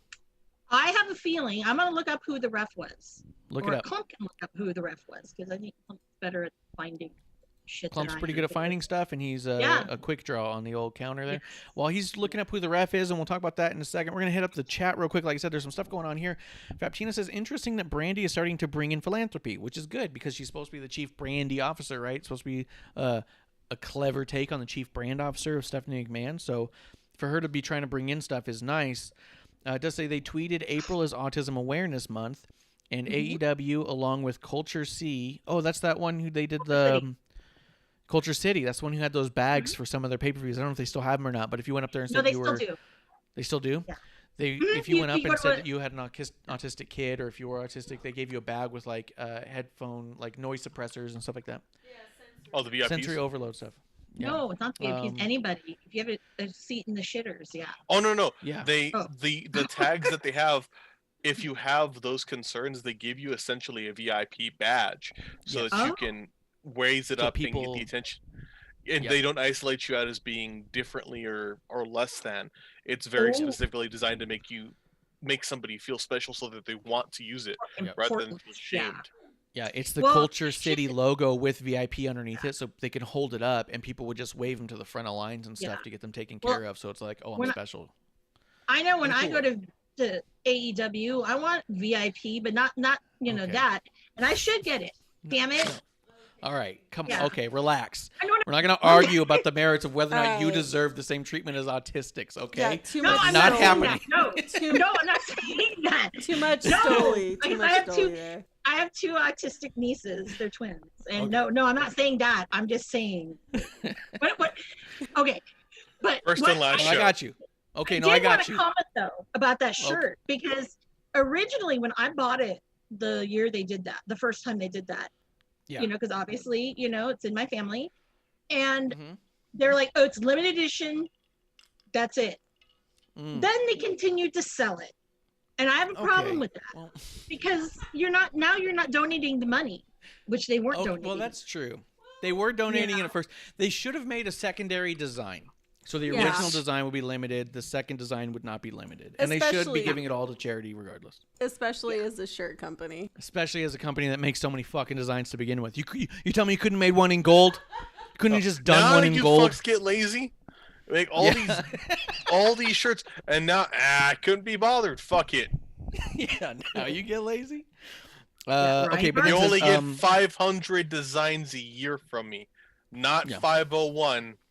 500. can you do this in gold? It's gonna cost you another $1,000. Yeah, fuck it. We'll just keep it. Oh, wait. Culture City are all about autism acceptance and inclusion. TNT Drum will be matching donations up to $10,000. Stackhouse does say AEW style is not sustainable. I agree because I don't think their style, for one, I do think that they're probably more prone to injury, but I don't know. I'm not into it the way that you are. You can tell me. I mean, I saw you murder a Walmart employee on a table one time, so you'll know more than me. Stackhouse is the guy who went viral for flipping over the top rope and smashing that dude through the table, and the ref checked on Stackhouse and not the guy who's underneath him. Oh God. Yeah, Stone Cold was all like, "God damn, bro!" Like, but yeah. So Stackhouse, you let me know on if they're safe or not. But I do think that the to me the non-sustainable part is that it seems structured towards maintaining their rabid fans and not convincing on the fence fans or bringing in new fans. As we continue through this thought process, though, Fabtina says they got $315 out of a $25,000 goal, but I imagine that would have to be for day one of the full month, right? Because if it's April, we're only on April 1st, so 315 days is the first day. Not bad so far. But you can probably go to their Twitter to see that and donate as well if you'd like. Fabtina does say Brandy's on the company's site, team of Culture City as Brandy Reynolds. Oh, yeah. That's her name. Yeah. Justin Time says, I think it was Remsburg. You'll be fucking kidding me. Bryce Remsburg. What, Was he the really? one- Wow. Was he the ref of that He's the one match? you don't like. Yes, that's the one. That's the other one you don't like. I don't Or do like you him think- at all. But I'll tell you this. I'm going to give the credit to Kaz and to... Actually, I think it was Bryce because there was a moment where they did the 2-minute time remaining, and I saw Christian glance over to the ref and say something, and the ref responded back, and he kind of says, okay. And I think that I don't think that Christian heard it. I think Christian was like, what's that? And he goes, 2 minutes left. And he goes, okay. That's what it looked like the exchange was. And I thought that was done very well because it wasn't obvious, but I Okay, was good. watching it because I was like, what's the ref doing? But at the same time, I'm going to say that Christian and Kaz didn't allow the ref to run fucking wild like they tend to do with a lot of other people. Get yourself True. over, kid. They're like, no. I'm going to give this one to Kaz and Christian and say, Remsburg, you're on thin ice. You're on thin ice, and you're on the way up, but you're on thin ice. He's not the worst. He's not the He's not. worst. He's not. No. No. He's not. I give people a hard time. We drink, we have fun, we yell. We don't mean it. I don't mean things to Bryce. Like, he seems like an actually realistically, from what we've seen about Bryce as a person, seems like the He's cool. greatest He's person to have in your life. Mm-hmm. Like, he seems Yeah. like one of those dudes where you want him to be your neighbor, and you would give him a spare key to your house to be like, hey, Oh, if yeah. something's ever wrong. You know what I mean? Yeah. He's like Flanders. Comes off like Flanders. He seems like the nicest fucking dude in the world. So Stupid. anytime I Flanders. shit on guys like Bryce, it's not because I'm not talking about the person. Just know we never talk about the people on here. Unless I say it's the fucking Well, I person do. like I Sean don't like Spears. Will Fuck that Ospreay. guy. Yeah, you hate Will And fuck- Ospreay. I'm a fuck guy. I Will think Ospreay. fuck Sean Spears. Klump, who'd you want to shit on? I mean, I'll shit on Bryce. Fuck Bryce, because I don't like Flanders. Oh man. Oh man, what are you gonna I do don't have an that? enemy. It's a frenemy. Actually, I don't. No, I don't- the refs All right, Klump spoiled the whole bit. I haven't met Yeah. anyone in wrestling, guys. I don't have any frenemies because you It's all right. bastards, you both are it. That's why I'm here. I'm abused and treated like shit, and I'm here. You. I don't abuse you. That's a good point. That's us. Fair. No, that is a Yeah. good point. He can definitely point at me. So if I'm talking shit about Sean Spears, I mean it as a person. If she's talking shit about Ospreay, she means it as a real person. If Klump's talking shit on me, it's because he means it as a real person. Yeah. Yep. And producer, because producer roast me on the regular, which is why I'm scared to do shows in person again. That's right. Uh-oh. We're like, we're all here. You're like, just put up an iPad or something. I'm not coming in. And he's like, I'll do it over. I'll sit in the fucking driveway. Right. Coming to you live from outside. But you got to give Bryce something because, GCW, I was there live. He reffed a match with the Invisible Man Okay, versus no. Invisible Stan. And No, it was I'm actually not. incredible.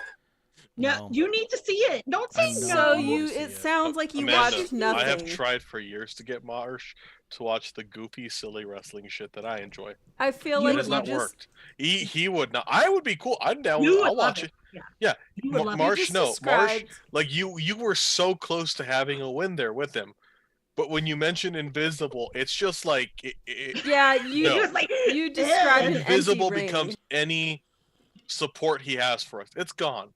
Yeah, But no, it was it's brilliant. 100%. It's like I went and I worked at the Guggenheim for a while, and one of the exhibits I saw was one person who did 35 variations of the color white. I thought it was an incredible exercise for an artist to do by themselves, but not something that should be up in the Guggenheim because it taught them how paint works in texture. So 100%.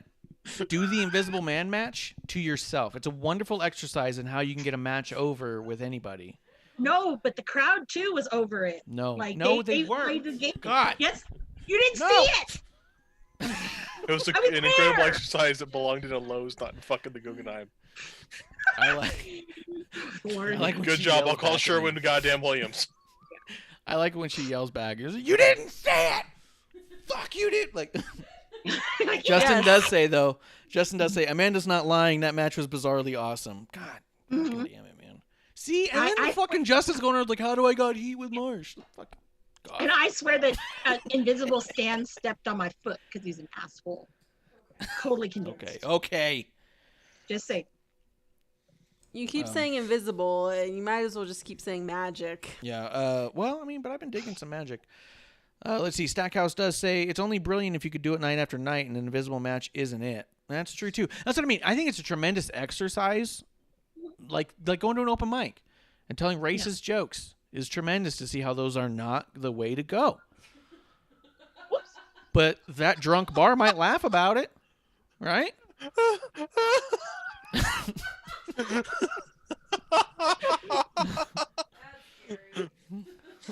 I'm just so. Could you shut off Siri? I'm gonna fucking kill Siri. Okay. So after that match, we had a vignette by old Derby Allen. Derby all in. And Sting. And Sting didn't say a goddamn word because Sting knows what he's good at. Darby had a promo in here. I'm going to be honest. It's pretty good. This was the best that Darby has ever done one of these videos. And I'm not saying that to be shitty. I'm saying I actually enjoyed this one. I thought it told a good story. I thought the imagery was done well. I thought the editing was clever. This was done well. Yep. To me.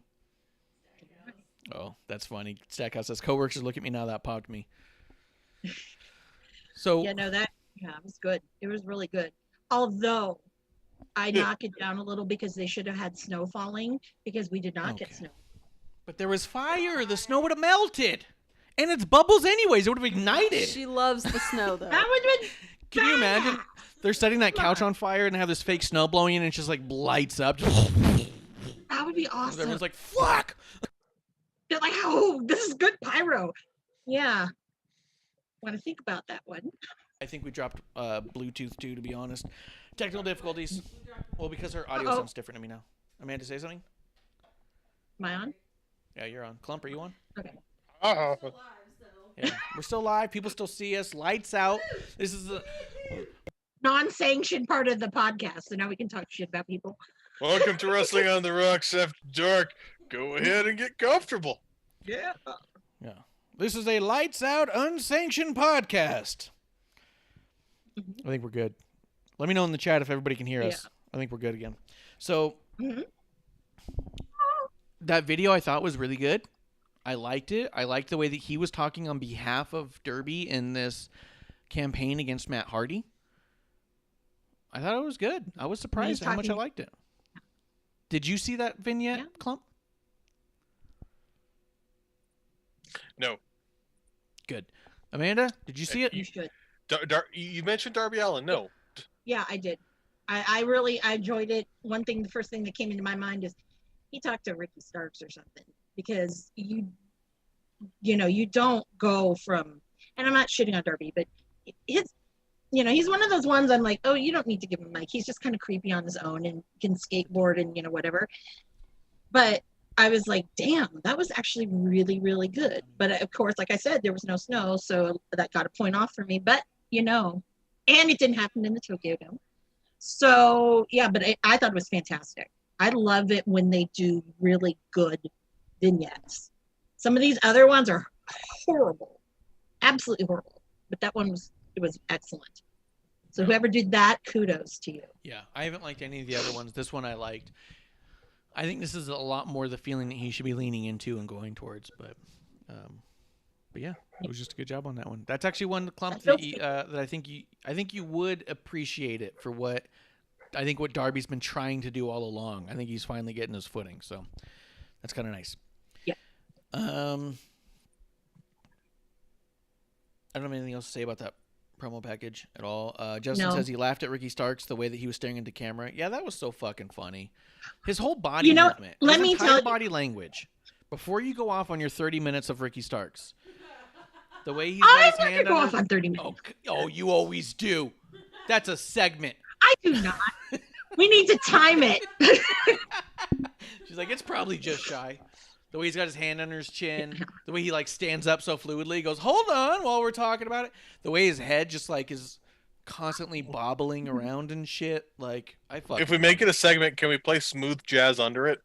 Ooh. Yeah. That's doable. He would approve of that. Kenny G or some shit. No, not Kenny G. Say what you want to say about the Ricky Starks thing, and then we're going to go into Cody and QT. I'm not going to go in forever. All I wanted to say is, if you watch, Marsh, if you go back just to watch the end, or even that match from Dark with Ricky and Cage teaming against, I don't know who, but doesn't matter. You can see both of them, those facial expressions, they're telling the story. And then last night, I'm like, that's the best, because, honestly, I don't think there's anybody really on the roster, and you can challenge me to it, people. I'm at Miss Amanda Jane, that I don't think there's anybody who does that kind of facial kind of emotion. He didn't have to speak, or when, for example, on Dark, you couldn't hear what they were saying, but you can tell by the reactions and things like that that it was, whatever. Yeah. But I thought it was great, and they need more of that than some of this bullshit schmoz shit. And that's it. I would say there's some people on SmackDown who can pull it off, but I will say it's a rare trait for sure. No, I meant on AEW. There's nobody. Oh, yeah. On AEW, there's nobody. But I would say that kind of stuff, what Ricky Starks is doing, is the kind of stuff I would expect to see on a SmackDown.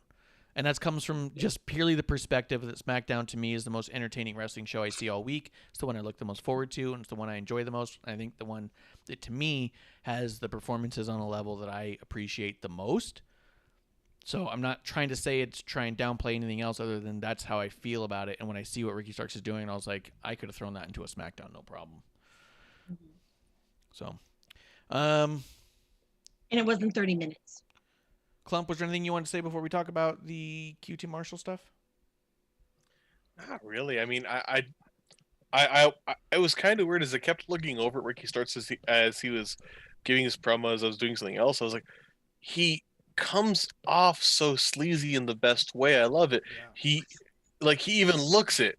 Like he looked like twice his size. Like I was like, he looks so weird, but I like this. Yeah. But yeah, let's go to QT Marshall. Yeah, Ricky Starks has an enormous head, but he also like he comes off as the type of dude who's gonna charm you into having dinner with him, but somehow leaves you with the bill, and you go, what? I'm not gonna confirm or deny that. QT Marshall versus Cody Rhodes. Amanda, you told me I had to watch this. You told me it was must-see TV, or you didn't actually, but here's my thing. Not the match. Okay, just the after stuff. So here's the thing: is we saw at Revolution where QT turned on Dustin, and they weren't.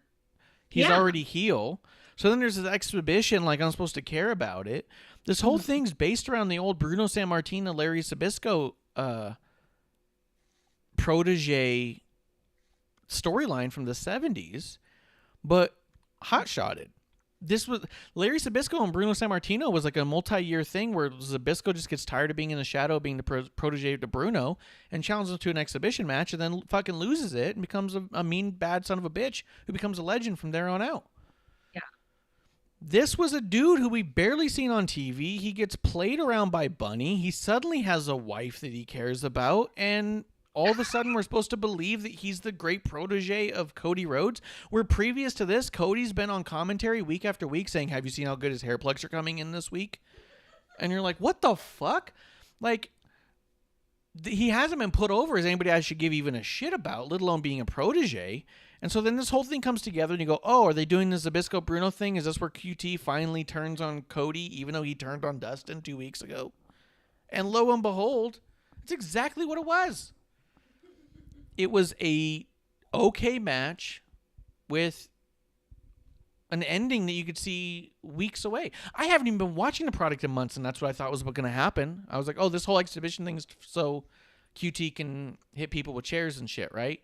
And then Cody gets saved by Red Velvet. Mm-hmm. Of all people. And QT's all like, okay, my bad, and walks away. So, I don't know. If I'm being too harsh on it, let me know. But to me, this was a little bit of a soggy fart of what could have been an incredible build if they started the build now with the protege story and paid it off in 6, 7, 8 months. This was immediately like, I'm your protege. And Cody's all like, yeah, sure. And he goes, now I want to exhibition you. And he goes, okay, if we're doing that now, yeah, I guess. That's why I wanted you to watch it, because I knew it was a piece of the match was like shitty.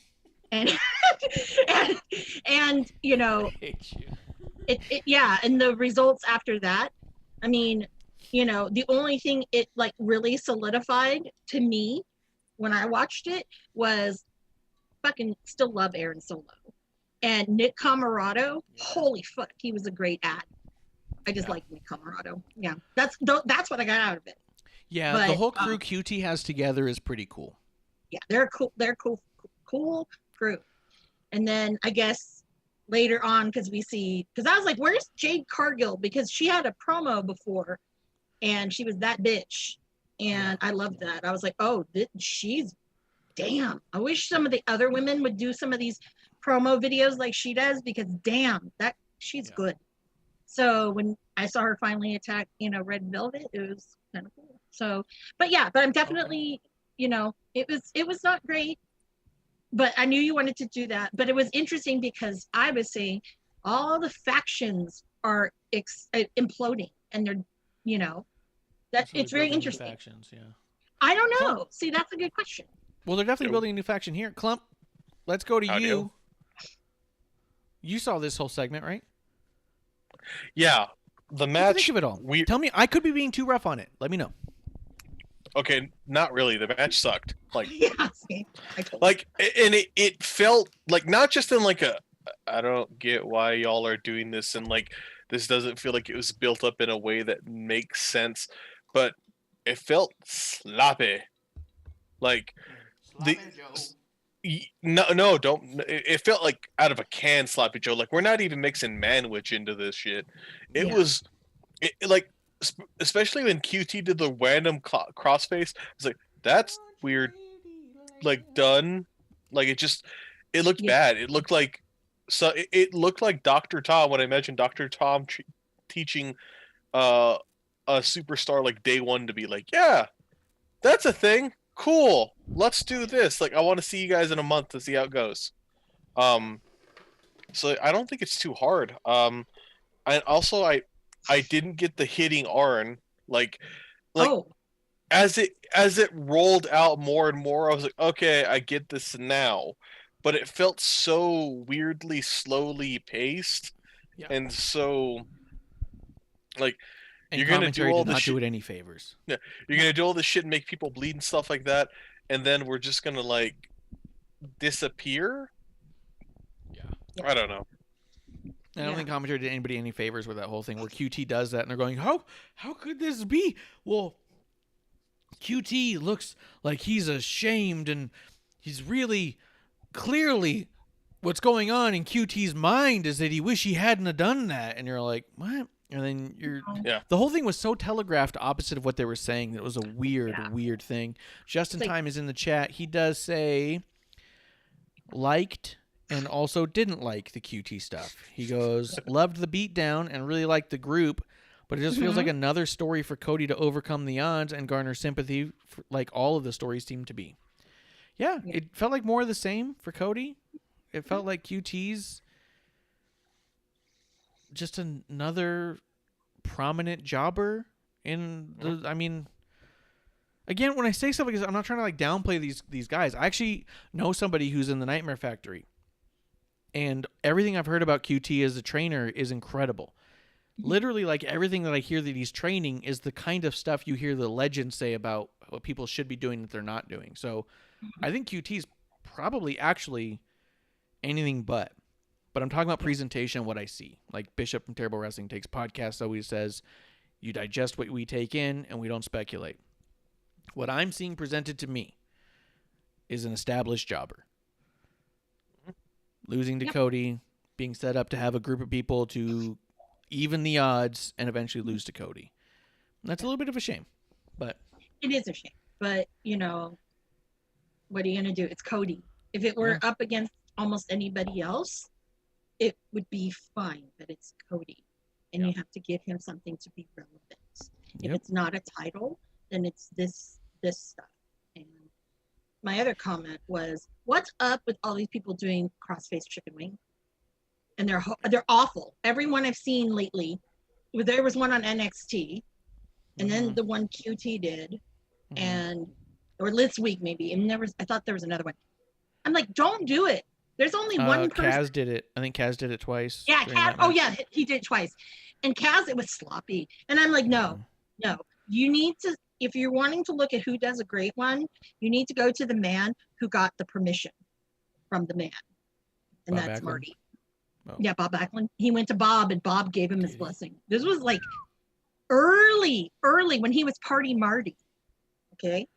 That makes sense too with his gimmick, having a crossface chicken wing as a submission. That's fantastic. It's good Yeah, stuff. I miss those shirts he had with So it was like swinging chicks and like chickens, not chicks, people. yeah, And then But- like umbrellas. Yeah. That was great. Yeah. 100%. We've seen a ton of sloppy crossface chicken wings, so there's no reason for that. No. If you can't lock it in right, don't do it. And if you don't know what you're doing and you think it kind of goes like this, watch old Backlund, watch some scroll finishes, figure out what it's supposed to look like. I don't think I had anything else for AEW. Only I have like hold on, what do I have? I have two little bits here.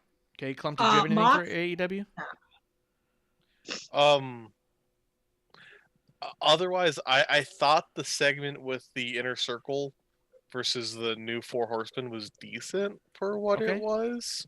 Okay. Like, I kind of it felt like more of a I'm pissed off and there's reasons I'm pissed off, you know, with the right kind of type of humor. Like, I'm just taking your shit because fuck you. Yeah. I like that more than like I was half expecting to come into like, oh cool, and we're gonna settle this like men, and then somebody pulls out a game of sorry. Yeah. Is it just me, or does it feel like two heel factions going at it? Yes. It is. Okay, I'm It just is. trying to, I'm not trying to discredit any of that stuff. I'm just trying to say, like, all I'm saying is that the little bits that I saw was all like, I kind of boo both, right? Like, Yeah. I Well, you know, they kind of lost the Dark Order to the face side. Yes, you know, I with totally Cody's did. passing, and you know, and how over John Silver is. So I think that, you know, they kind of needed another one, you know. He needs that- to get over because he's under so many things. It's a height joke. That's a good high joke. But then they just built another heel faction. But I don't know. I don't know if I have a whole lot to say about whether they have too many or not enough factions or any of that stuff, other than like it does seem a little sore thumbish. Klump, before we give the floor over to Amanda to go hog wild on this, was there anything else you want to throw in over there about AEW? Let's do this. Let's jump into it. Let's do it. Amanda, go for it. Hit All it. right. Okay, my comments here. Yeah. Okay, Moxley versus Cesar Bononi. Okay, I am sorry, but why are they rewarding someone who had a very clear botch that production did not edit out on a non-live thing that went on you know, YouTube? Was that him with Luchasaurus? Yeah, that one. Oh. How bad it was. Yeah, I know what we're talking about. Bad. But yeah, but you're rewarded a match with John Moxley, like the you know, like he's like the dude, okay? Well, and I don't get that. I think they're, unfortunately, and in part, I get the idea of goodwill, but it does feel weird in that I think what it is a lot is there's been a lot going on. Cesar Bononi has family members that are going through some really, really bad health issues, and he's trying to get them visas, emergency visas to the U.S. But beyond that and talking and stuff, and I know it just, I'm glad they didn't bring it up, but that's kind of why to me. It's like, we're getting you TV time here, but then also part of me is like, if you're not going to build it up more, why not put him in a match with like Christian Cage Yeah. or Frankie Kazarian? I'm not knocking them, but then you can have Christian versus Moxley. Yeah. Like we could do better. We could do more. This is, hire us. Yeah. And Keep going a minute. Yeah, I was gonna say another thing to kind of add on to yours. It's like almost saying like, okay, if Fuego del Sol, and I love Fuego, don't get me wrong, people. If Fuego del Sol, someone, and like, I think he has a child, but if his child was, I don't know, like on death's bed, it's like, you can't do that. You can't like play the sympathy card and give someone a hot match like that, because a match like that, that's what's going to build your stars. And if you have someone who's subpar, because honestly, Mox, I don't think, and you can shoot me all you want, I don't think that he's that good. He did not, to me, he did not look like he could carry someone. He can do it a little, but not all the way. That's what it looked like. Or maybe it's because Cesar Bononi's skills are bad. I don't know. But I just didn't see that. Okay. So that's that. And then let's see here, going through my notesies. The Pinnacle fight was great. Okay, I really think that AEW, Tony needs to throw money at Laredo Kid. I think he's amazing. And unless he decides to go to ROHL, Ring of Honor Lucha, because they've got like 5 of them. So yeah, I think he really needs to. I think he needs to sign it, because the trio of the Lucha Brothers and him was really good. The match was kind of shitty. I'm sorry. I'm tired of seeing Kenny Omega every week, and you're giving me shitty matches. Sorry. I think it's more that. I'm tired of seeing Kenny Omega in weird spots that the title holder of the company shouldn't be in. He's not anywhere near the main event. Like, no. The Kenny Omega bullshit match, how cool would that be to start it off? And I mean, you'd have to have a proper end, but that kind of makes a statement. And then solid ass good match could go here. Yeah. I don't know. And then you have, I think also people, this is why I think Impact's ratings are so low. People are sick of this, Good Brothers, they're not bringing back the goddamn Bullet Club. Okay? They're not bringing that back. They're not. You have to go through Tama Tonga. And then the other person you have to go would be the ring general, Fale. So, and I think that's a no. So, saying that, going forward, again, we have another, whatever, weird shitness thing with it. And I'm like, just let it die. Okay. Give the belts to other people, let them develop. Let this die.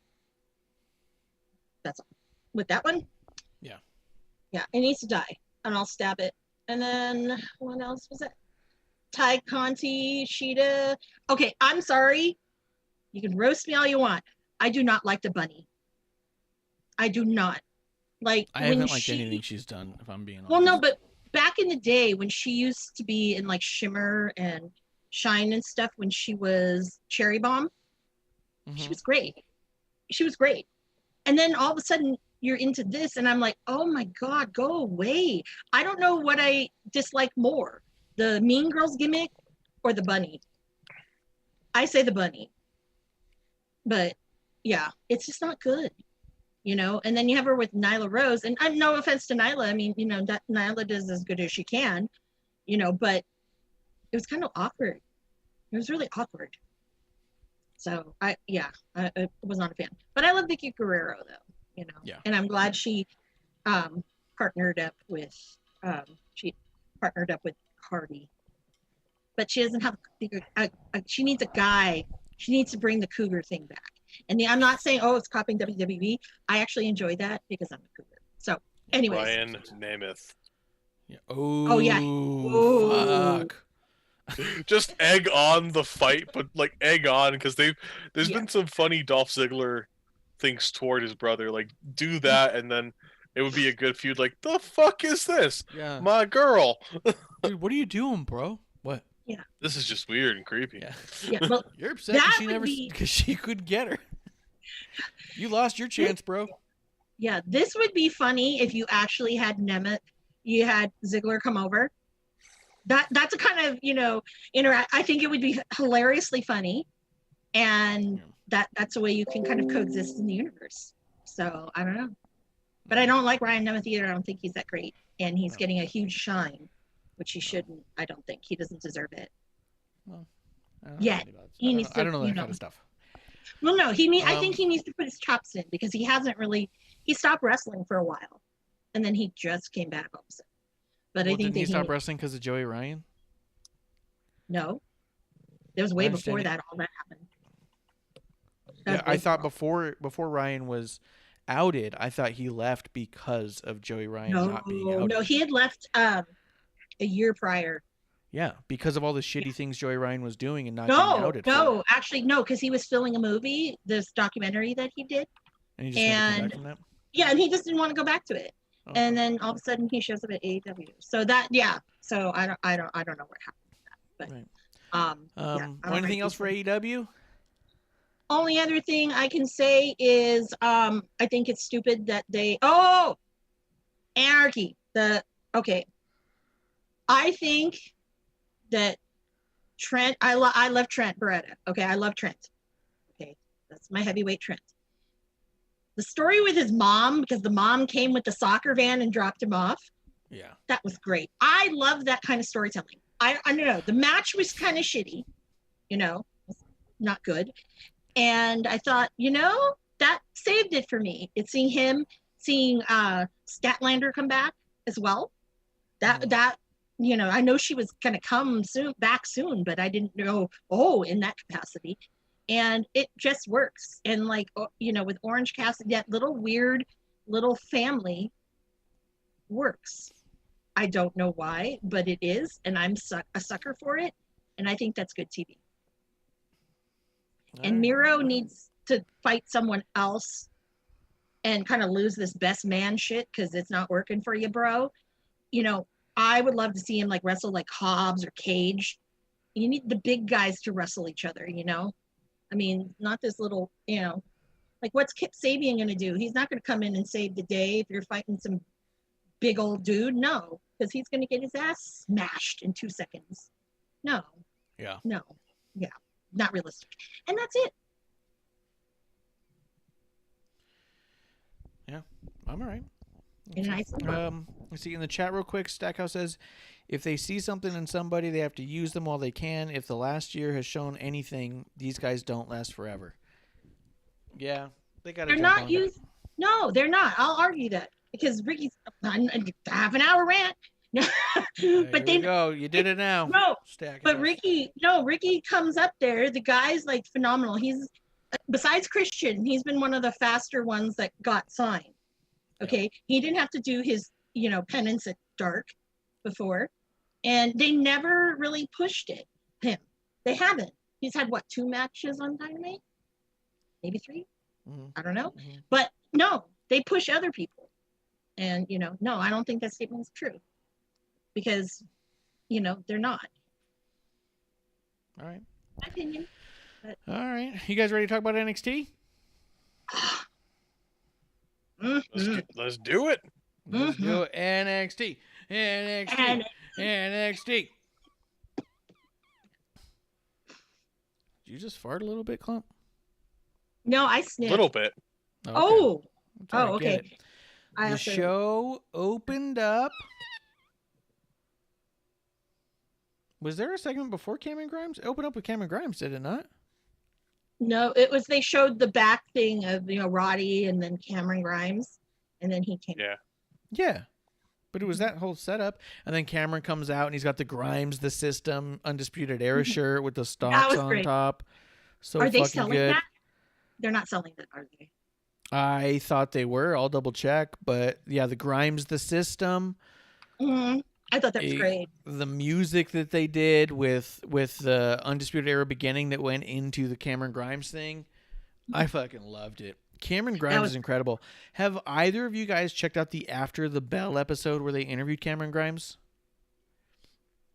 Yes, I did. You told me you had asked me that, and I listened to it.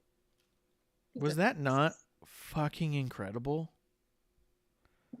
I didn't realize that was true. That actually did happen to him. I didn't realize that. That whole story, even about his dad, isn't that fucking outrageous? Klump, are you there? Yes. Did you check out the podcast? Probably not. You don't usually have a lot of time.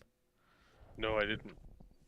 It's one where you ought to hear it, because to get to know Cameron Grimes a little bit outside of the storylines, he tells the story and he comes off a little bit dweebish, a little rambling, a little nerd-like, but he also talks about like his real life history of having anger management issues and having to deal with that in a number of ways. It's the most endearing and incredible story I think that I've heard from a wrestler in a really long time. Yeah. Like, as much as I can say like, oh, learning about how much Bayley loved wrestling growing up and how much it meant to her to wrestle and do the things she's done has been impactful and stuff. And as much as some of those stories are like, oh, I'll get choked up if the right documentary crew is behind it, listening to Cameron Grimes' story, I'm like, oh my God. Like, it's incredible. Matter of fact, so he's doing the interview with Vic Joseph and Corey Graves, and there are times where Corey just goes, oh my God, man, I don't even know what to say to you right now. And Vic's like, it's just an incredible story. And Cameron's like, yeah, man, I mean, it is what it is, you know? And you're like, what the fuck? Like, it's crazy. It's absolutely crazy. And if you want to dive even deeper, he did as his, that's Trevor. He did a podcast with Cabana, and there's different stories, but when you hear both of them together, it's like, damn, this guy, it's incredible. Like, he was talking about, like, out of high school when he started wrestling, he was sleeping on people's couches and on the floor. And then he was working at, like, I think Yogurt Land or something. That was his job when he, wasn't wrestling, things like that. It was really endearing. And I think this was way before his father was, like, sick. So, but. I mean, I almost don't want to spoil that one line, but do you think I should let him know? Yeah. Like, about his dad? Like, so the crazy bit is at one point, you're like a half an hour into the story where you're all like, because all Corey asks him is all like, how did you even make it to the WWE, man? I didn't hear a ton about you before you got here. He goes, I heard a little bit of the hype. And he goes, well, the thing is, he might even more simple than that. How'd you come up with the idea of the character you have? And he's like, well, the thing is it goes back a long time. And he goes, I should start with before I was even born, and talks about what his dad did before he was born. And then he just goes on. And then it's like 35 minutes in, and he goes, and then I get signed with NXT, and I call my dad to tell him that I'm signed, that I made it. I made it to the WWE. And he goes, and then it turns out this last time I ever talked to my dad, he passed away about a week later. And they're all like, what? Like, Yeah, the what? Yeah. Yeah. And it's endearing to hear that, because I think he's Mr. PWG. And also, side note, it's still free until tomorrow. There is a free episode of PWG because the Best Friends did their little virtual signing today. And Trevor Lee is just, phenomenal in that. They didn't recruit him. So, because they usually go to Bola and they'll like pick people out, like Bronson Reed. That's how he got to NXT. Walter, that's how he got over to, NXT UK, and then it opened up other doors. Yeah. But with him, they didn't talk to him. And I know this from friends of mine. And I'm gonna shout out to Vina, the #1 Trevor Lee fan. She was telling me this, is that he actually had to go and he made a tape, I believe, or a DVD that had some of his matches from PWG, and he's like, I want to go to the WWE. This is what I can do.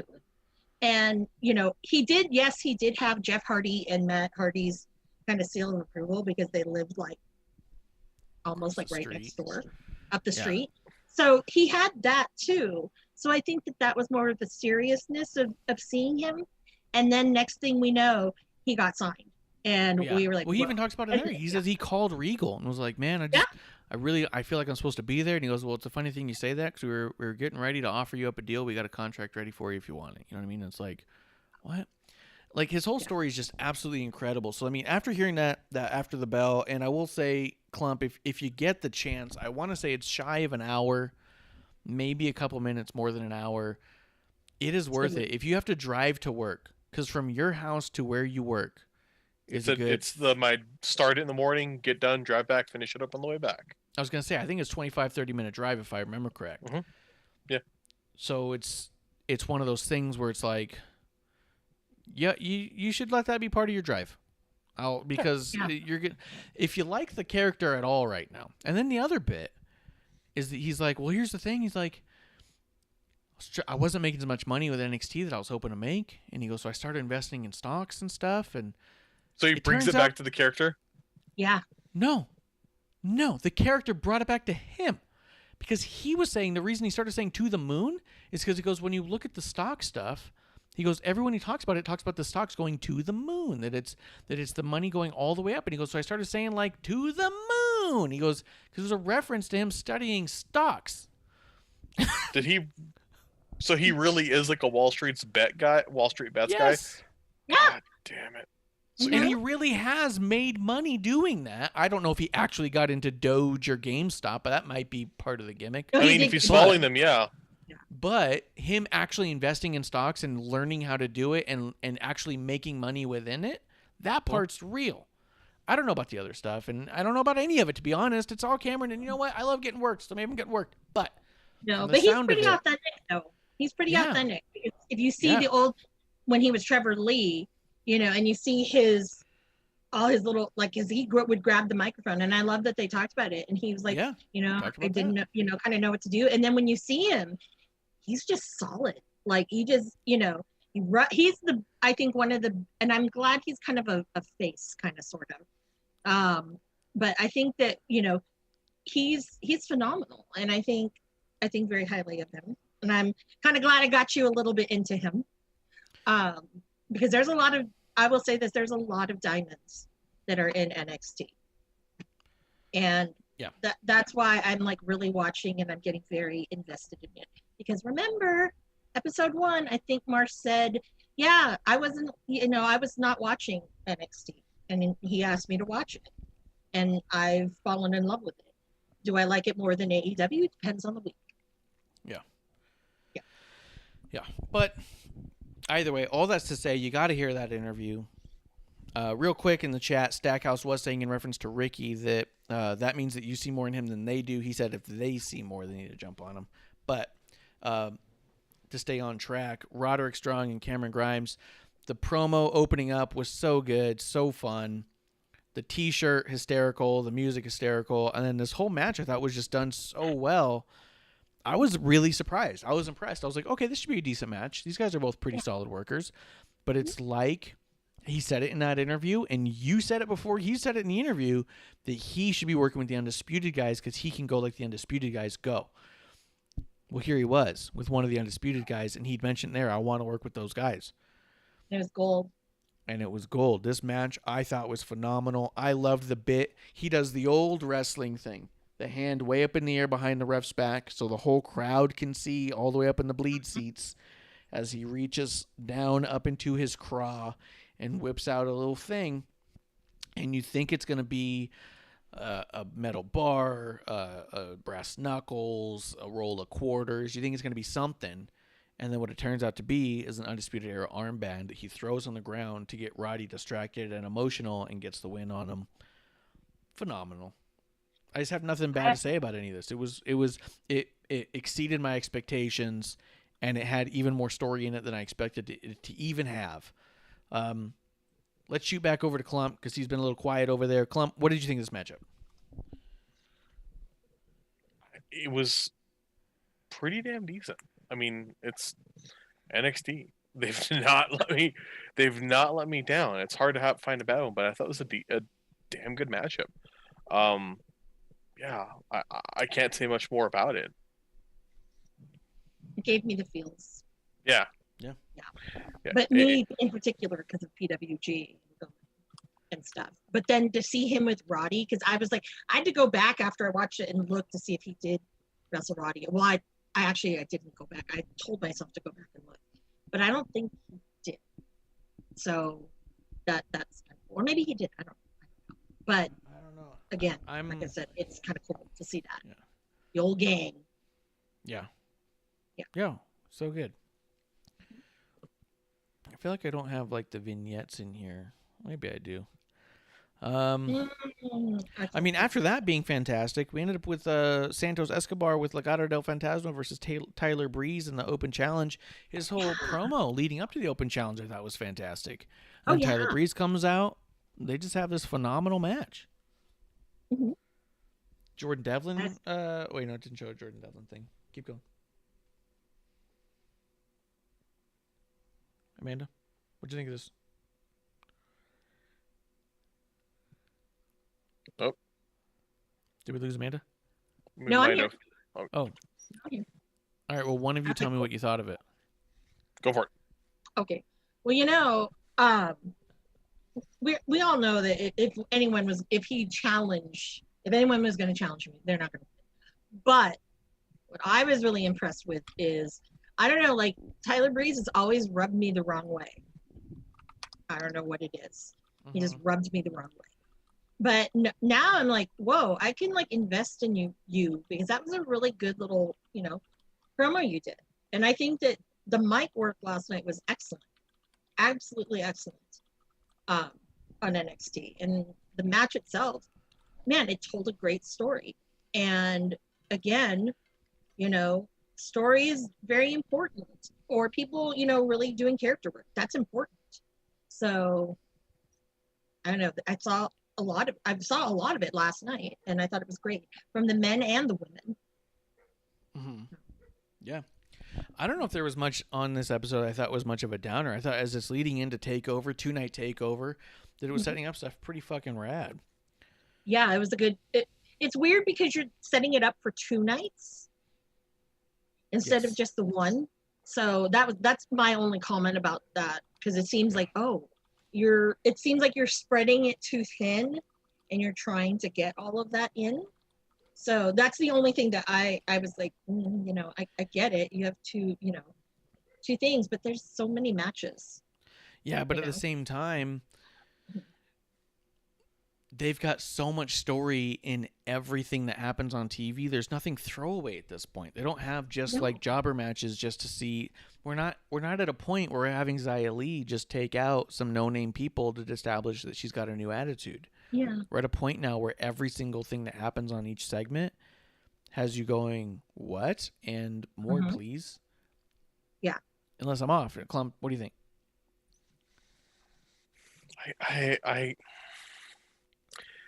Yeah, like I think at some like the one criticism I kind of throw at NXT might be because everything's so invested in story, it at times can be a bit of a drag because it feels humorless, you know? Mm-hmm. Because they don't have these throwaway segments to jump in, or conversely, they're focused on like we have to build up the story because we got these people, you know?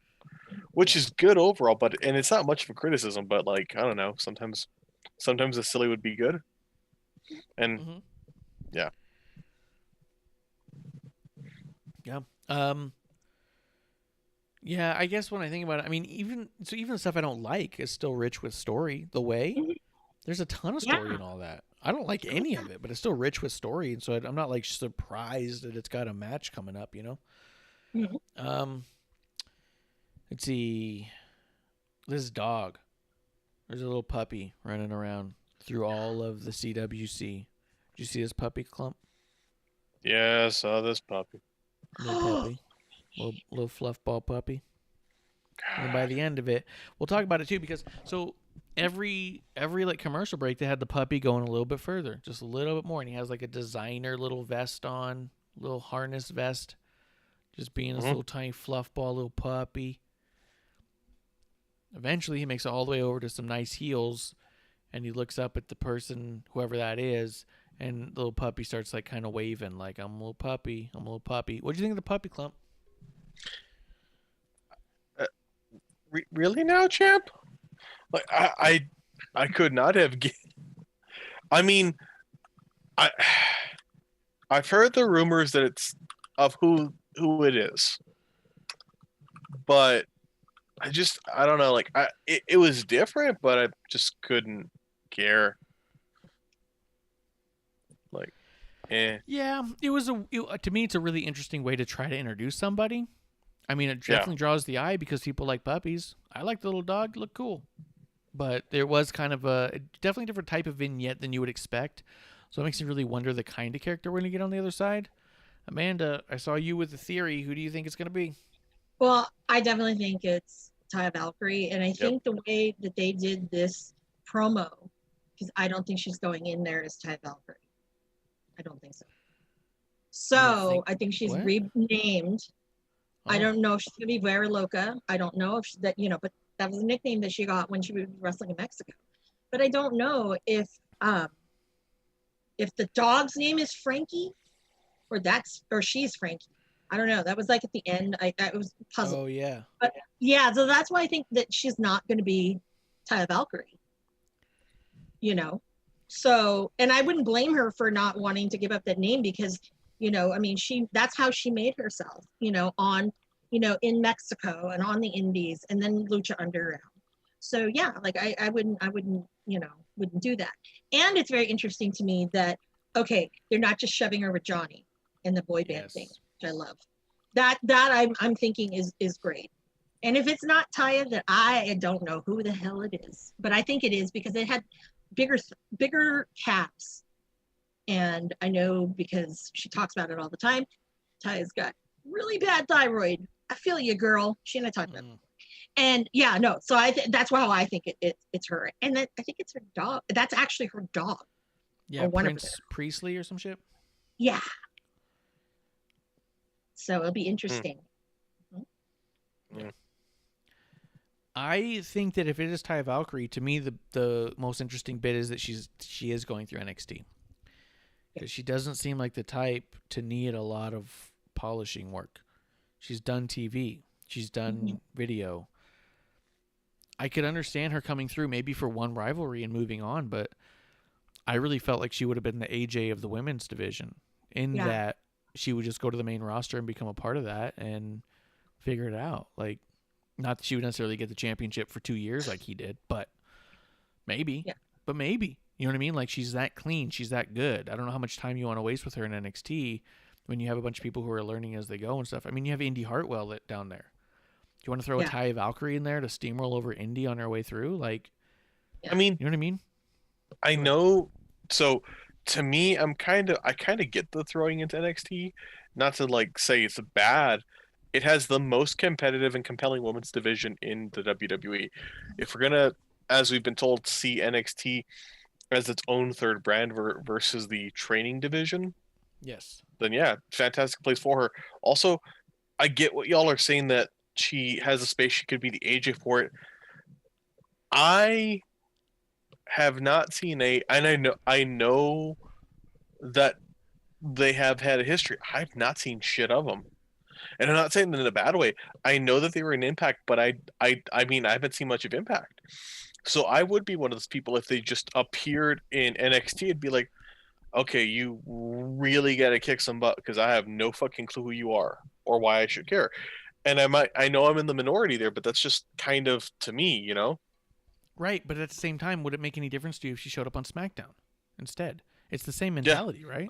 If she showed up just on SmackDown instead, I would say like, wait, who's this person? Like I know that I'm going against the idea of the third brand to me, but I'd be like, who's this person? Like, shouldn't like why isn't Candace here? Oh, higher expectations, maybe.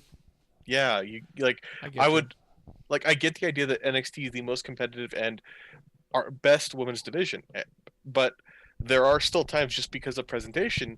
I think we all know it's the third brand, but I could see Taya going to NXT is a positive in both ways. One, if Taya got thrown straight to, like Raw or SmackDown, I would think, and I think I wouldn't be unreasonable if I'm just coming into wrestling to be like, wait, who the fuck is this? Like, why do they line jump everyone? Whereas if they go to NXT, oh wow, I know they. I could see an argument if somebody knew for somebody who knew more about them. Oh wow, they went there. That makes sense because look at all the shit they do. You know? Yeah, that's true. I mean, but I also think that there's a mentality in the main roster production team that is NXT is not us, and no one knows what you're doing down there anyways, and so that's why you get repackaging every time someone comes up. And I don't know if we need her to go through a repackaging. But I don't know. Yeah. I guess we'll see how it plays out. I mean, like you said, if they're really trying to make it a third brand, then what better way to make it a third brand than to say, hey, we have a bunch of A-list stars over here too. Exactly. Yeah, and I think with her, I don't think it makes sense if they don't want to keep her around Johnny. However, I think it would be a great if, Miz either turns on Johnny or Johnny turns on Miz, and you had that intergender Miz and Maurice versus, Ty and Johnny and Serpent. Poor Maurice. Yeah. I think the story is there. I think the in-ring will suffer, but it might be worth It might, exploring but that. Maurice is not that bad. She's no Bella Twin. They're bad. I don't She's give not better than the Bella Twins. That's the unfortunate. She's bit. better They're than all a Bella kind of Twin, on but the- when they're all kind of on the same fucking page. But Whatever. Who's They were caused from more Malt. concussions? yeah, that's a good point. Yeah, let's go through Yeah. the concussion list. Stackhouse was saying a little bit earlier he wishes they'd push him to the moon for at least. Cameron Grimes, I agree. I can't wait for that dude to be just on top. And he also said he thinks that Roddy was signed already when Lee was going to PWG, so he's not sure that they ever. I think they ever I had the think you chance to might be clasp. correct, because I can't remember. Yeah. I was trying to think. I know Steen wasn't signed yet, and I was trying to think of the last night in the shitty little boots, because he always wore these little boots. They're like an ankle boot.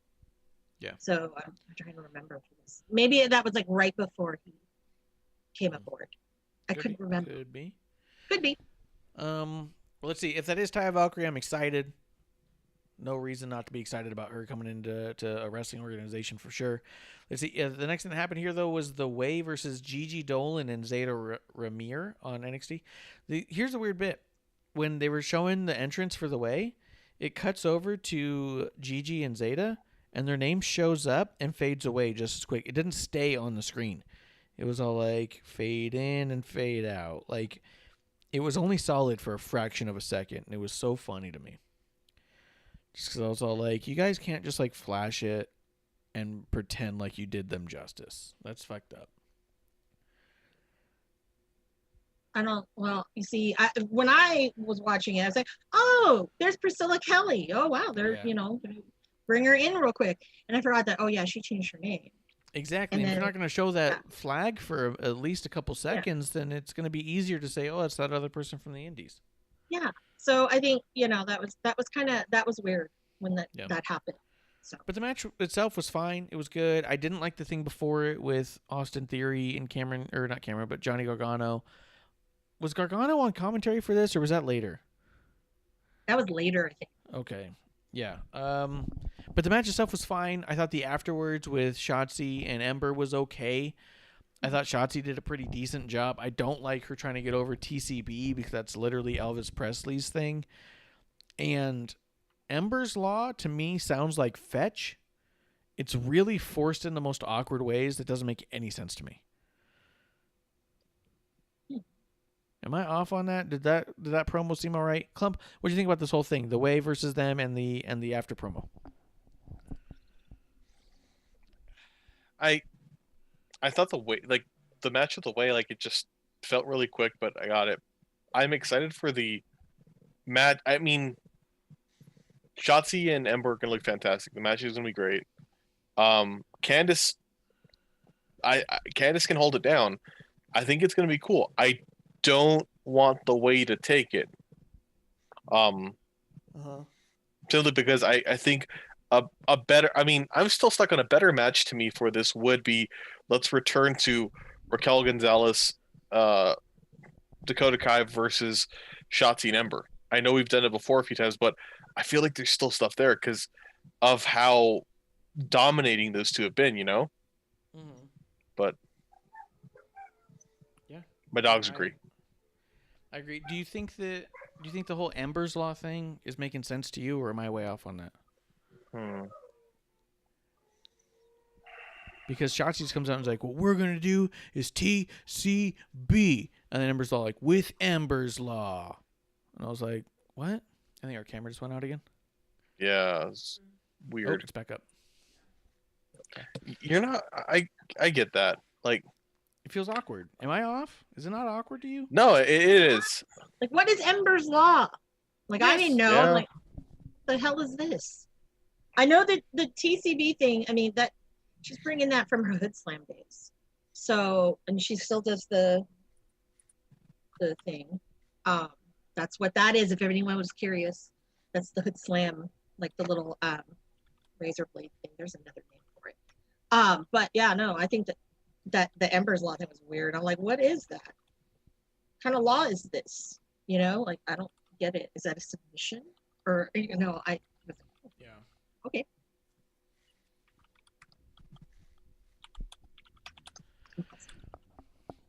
Did we lose audio again?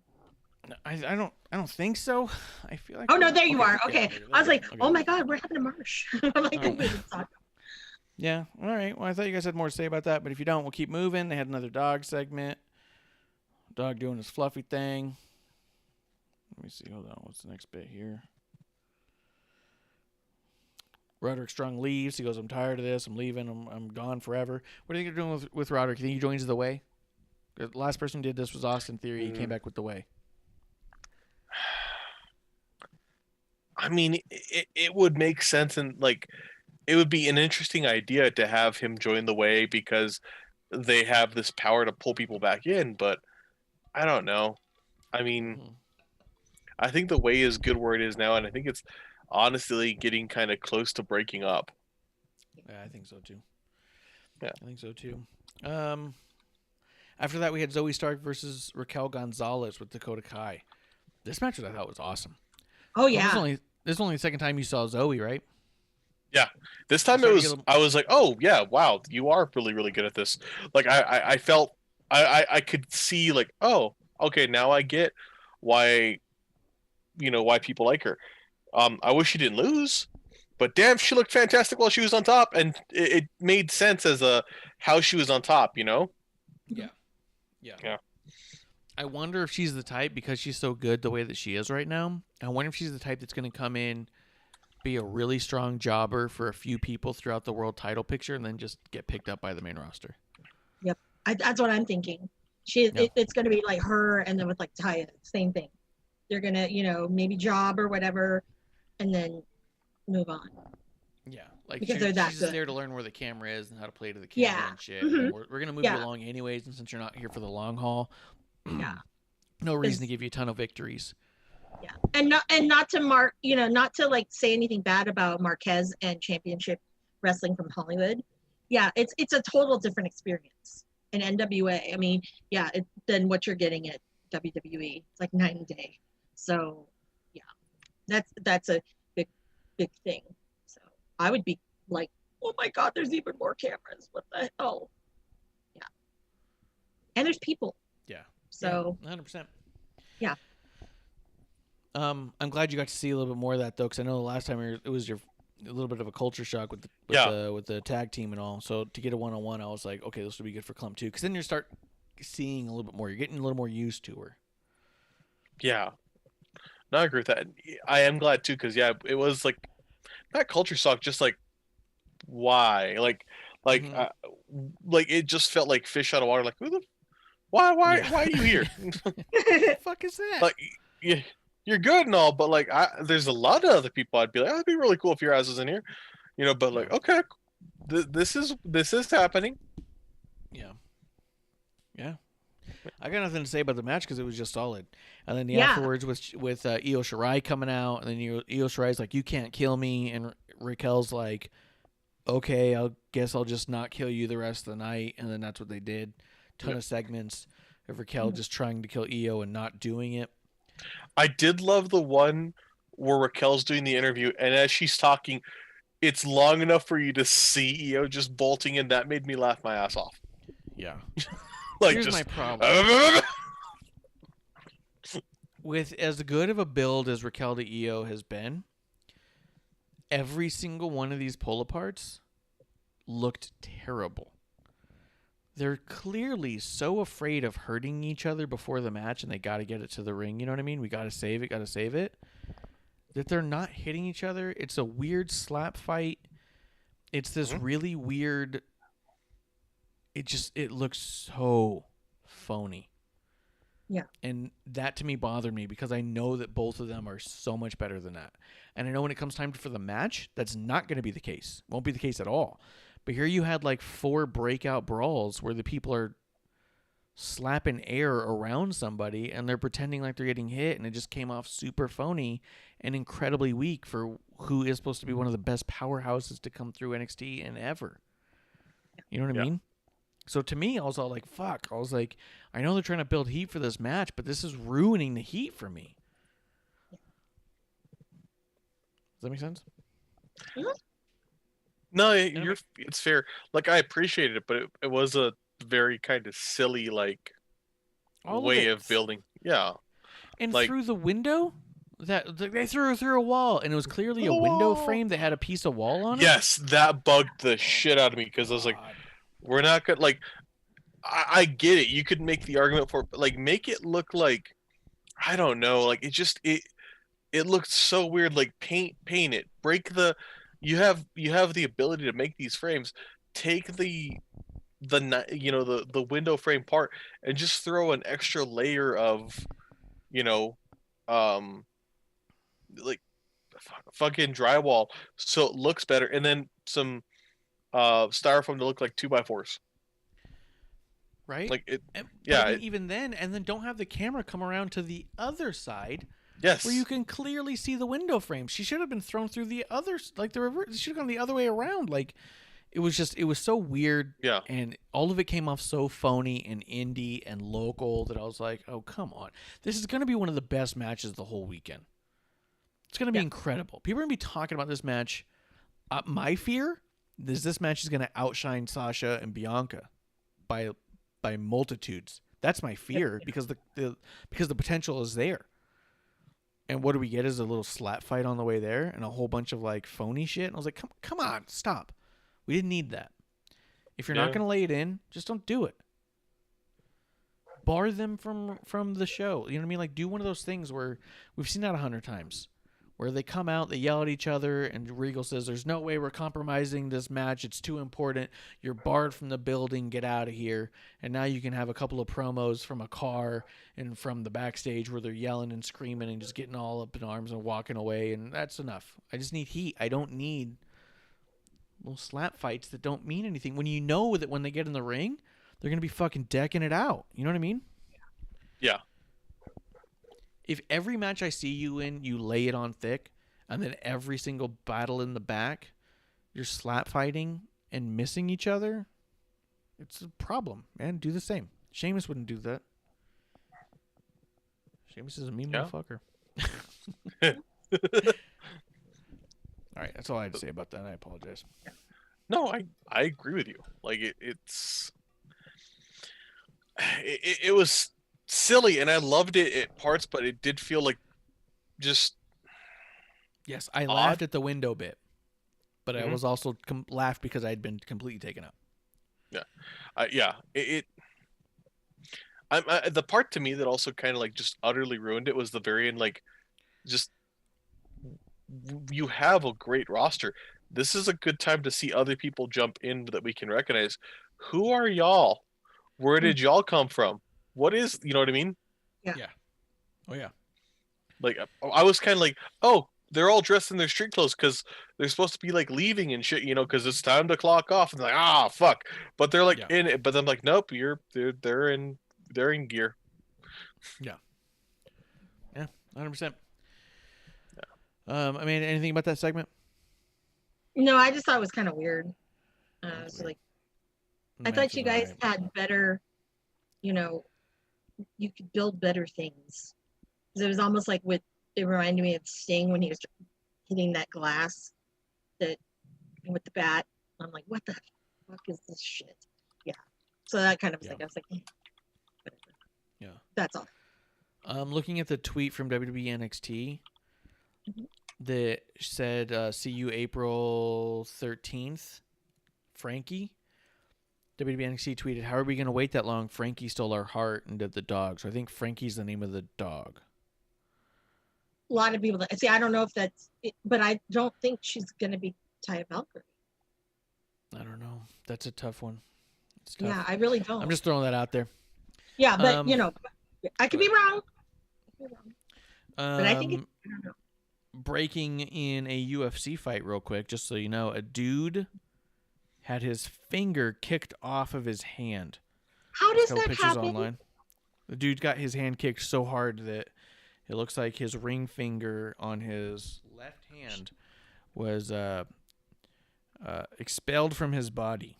And then he finished the round, and then they're like, "All right, dude, let's go get that finger and figure out what's next." So just a little note for you, something kind of cool. I'm looking this up. You're looking it up. Try me see if I can get you a name. Oh, I'm like, how does a finger come off? Like you kick someone and a finger comes off. oh, that's so much blood. Yeah, Oh God, hold on, I want to find it. Where am I? CFFC 94. Uh-huh. Send me some links on that too. All I have is one still image, and it's not super bloody, I don't think. But We're sick people, by the way.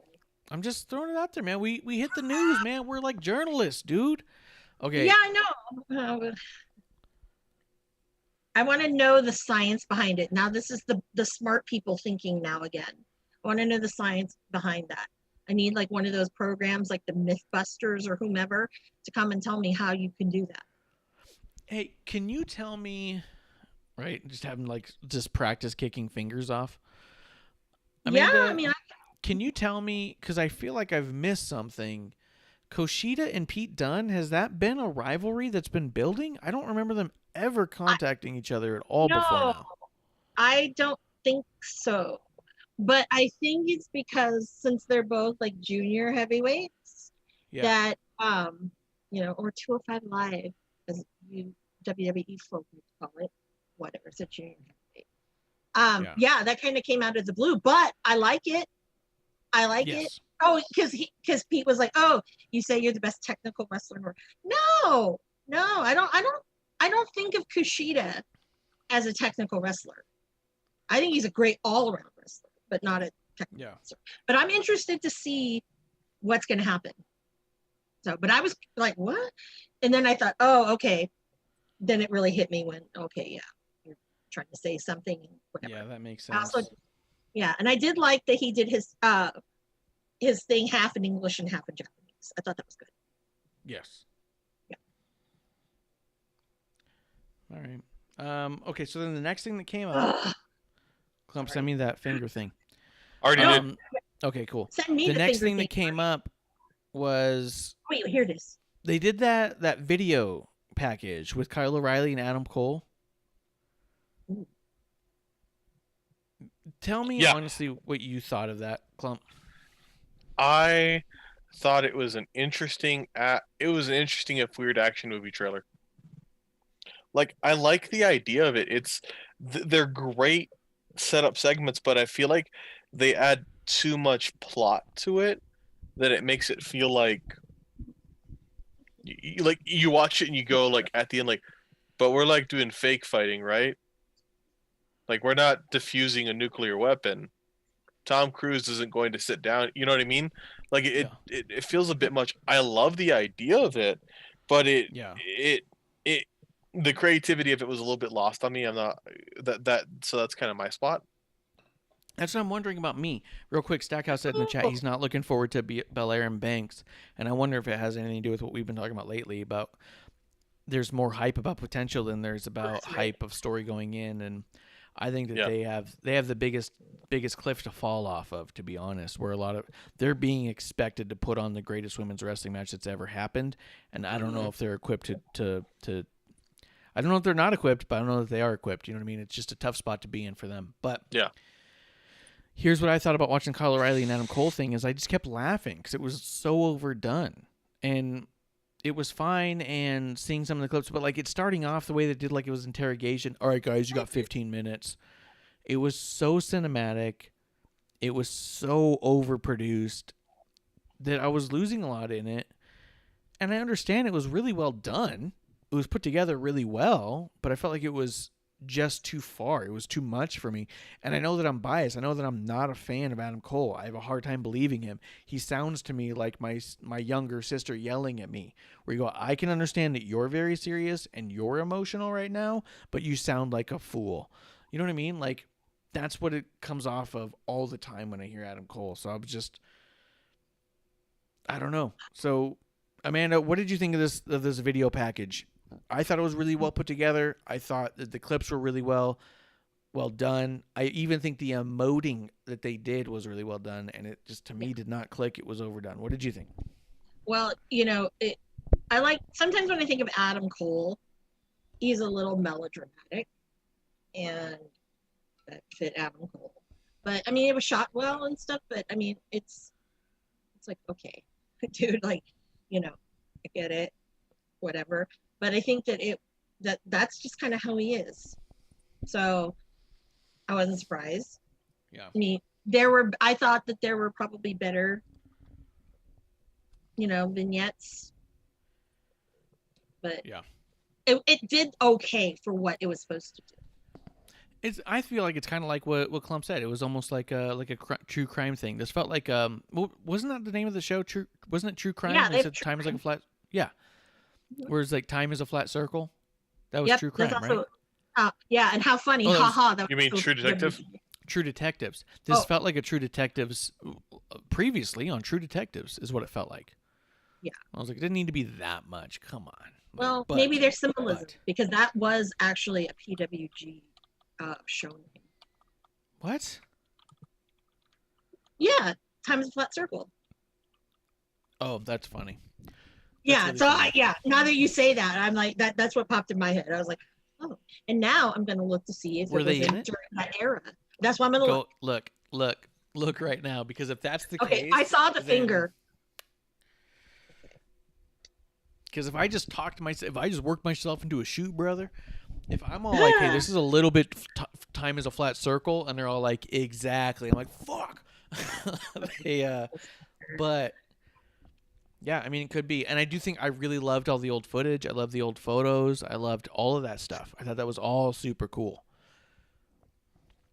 It was just a little overdone. But at the same time, if that's what they're going for, it might be what they're going for.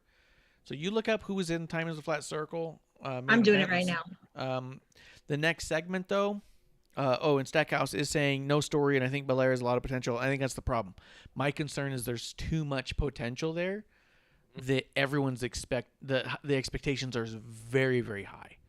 So if they don't have a match that's definitely better than any of the Sasha Bailey matches, then they're going to be seen as a fucking flop. And that's a shame because they should be able to put on something equal to and be seen as a success. And because of the amount of potential and the amount of hype behind it and the expectations, they have to outdo all of that. And that to me is a shame. That's a lot to ask of somebody. And it's a lot to ask of a cold match, because let's be real, this is a cold match. If you thought Sasha and Bailey to the Hell in a Cell was a rushed shotgun storyline with only 3 months, how can you possibly feel that this is not rushed and shotgunned and cold with Belair and Sasha? There's not enough story to get me excited to just be there. You know what I mean? So that's my concern. We've talked about it before. I believe it was episode 1. But yeah, 100%. Okay, news. I don't think that they're incapable of doing that, but I think that I worry for them because they're expected to. What do you got for me, Amanda? Okay, well, they were long gone, but I will say, because this was in 2018, the people who do, there's a bunch of NXT and WWE people in here. Jake Atlas, MSK, because they were the champs. Bronson Reed, sorry, I said the wrong name. Matt Riddle, and Keith Lee. That was time out. Matt Riddle was last one. No, I thought he did it receive it. I don't know. I got it, whatever. But yeah, no. That's when he won the title, and he didn't have it that long because then the next show was in Reseda because he lost it in Reseda and whatever he'd already signed. But yeah, but even though they're whatever, it's kind of a tongue-in-cheek PWG, but look at how those people that are on there, and pretty much the other people who I did not name are either in New Japan Pro Wrestling. Yeah. Or they are in ROH or AEW. Okay. Well, nice. Yeah. Nice. Stackhouse does say, I think they're capable. I'm just worried what the ramifications will be if they fall short. It's too early for Bianca to be buried. Exactly. That's what we've been saying. We are super concerned for Bianca because as far as anyone's concerned, Sasha's a proven commodity. And I do think a lot of that weight is bared by Bailey. I know I'm biased. I just put up, if you guys check out my Instagram at MarshRef or my Twitter at RefMarsh, I just got an original painting from Rob Schamberger of Bailey. That's nice. I spent a lot of money on it. I am not saying I'm not biased. I have a Bailey section on my wall. But I do think that it takes two to tango, and I do think that there are not as many classic matches with. I don't think that Sasha always brings out the best in everyone she's with, where I do think Bailey does. So my concern is, can Sasha bring out the best in Bianca? But that's a conversation for another day. Let's get back to it. We did end up with. So they promoted it as Casey and Kaden against Tian Sha, but when the match happened, Xia Li goes in the ring, does all the work, and eventually Kaden goes over to Tian, who then blows vape in her face, and she fucking passes out, and Xia Li gets the win. I mean, the whole segment was pretty cool. I just thought the promoting of it was a bit awkward. Yeah. But I'm excited for all this where it's going. I liked it. I liked a lot of it. I don't know. Klump, what'd you think? I agree with you. It was an interesting idea, but I don't know, like it didn't feel like a squash, like out from the outright, which I feel like if you're going to try and do this, it needed to be a squash. It felt stupid. Okay. Like it kind of felt like a situation where somebody just like, oh, well, this is going great. I'm going to jump out here and fight somebody else. Like, why would you do that? Yeah, that's true. Yeah. Kaden looked a bit dumb, for sure. Yeah, and I guess in that regard, too, like, it could have been, yeah, I guess not a lot moved forward other than the idea that Tian Sha was vaping. Yeah. Yeah. Everything else was kind of more of the same. So go ahead, Amanda, what were you thinking? Well, the first thing I thought when I saw that thing, I was like, whoa, what are you smoking? That looks kind of badass. And then on Twitter, I saw Matt Riddle go, bro, totally redid that. And I'm like, you just killed it for me, Riddle, but I'm laughing. It's hysterical. But it is a weird way to build the story. And I was kind of confused by that. But I don't know, like, it made me go back and watch all the vignettes leading to it again. Yeah. And I was even more confused. I'm like, okay, well, all right. But I love it because it's so weird and different. But then I'm like, what the hell? Yeah. So that was my take with it. Yeah. Yeah. I'm okay with that. I got nothing to contend on either of those points. Yeah. I don't think they've announced a Xia Li match for Stand and Deliver, but I hope I don't think so. I hope so. I hope they squeeze something in there. I hope we either at Stand and Deliver find out that that's really we think it's Karen Q, or if she's. I don't know if they're ever gonna find that out, but I think if we get wrestling enough to happen, we'll probably be able to tell from body type. But let's see. There's only 2 other things that happened in NXT, so we're not here all night. Was the Ciampa promo, which was fucking good. Yeah. Walter, man, chilling. Jesus. Yeah. And Walter had a promo on NXT UK. It wasn't even about Ciampa. And really?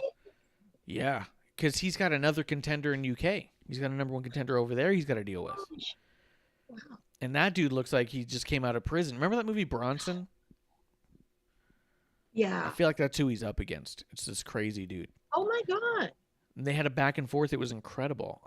I kept thinking, like, it's smart that Walter doesn't talk much. He probably is not great with English and stuff. Whoa, this promo on NXT UK. Oh yeah. This promo on NXT UK that was this week, the April 1st edition. I was like, oh shit. Walter's got it all. Klump's been high on Walter for a long time. Klump, tell me what you thought about this Ciampa thing and anything you want to say about Walter. The Ciampa promo was probably my highlight of the night. Like, it wasn't a bad show, but it was my highlight of the night. It was just such a good promo. It's nothing less than what Ciampa can do. And you I feel like I forget how good he is, and then he talks, I'm like, oh yeah, this is why I like you so much, because you do this. This is your skill. Like, it's great. I didn't see the Walter promo. Yeah, it does feel real. It feels like I'm doing this shit. And I didn't see the Walter promo, but I'm excited. I'm also, aside from the promo, I think this is a good thing. I know we've not been able to bring the NXT UK champion over for about a year, but I'm excited to see more NXT UK defenses on NXT pay-per-views, because that's the only way to me that you're going to get the attention to it. Yes. Yeah. Yeah, I don't disagree with any of that. Amanda, what do you think? Walter scares the hell out of me. Yes. You can see why.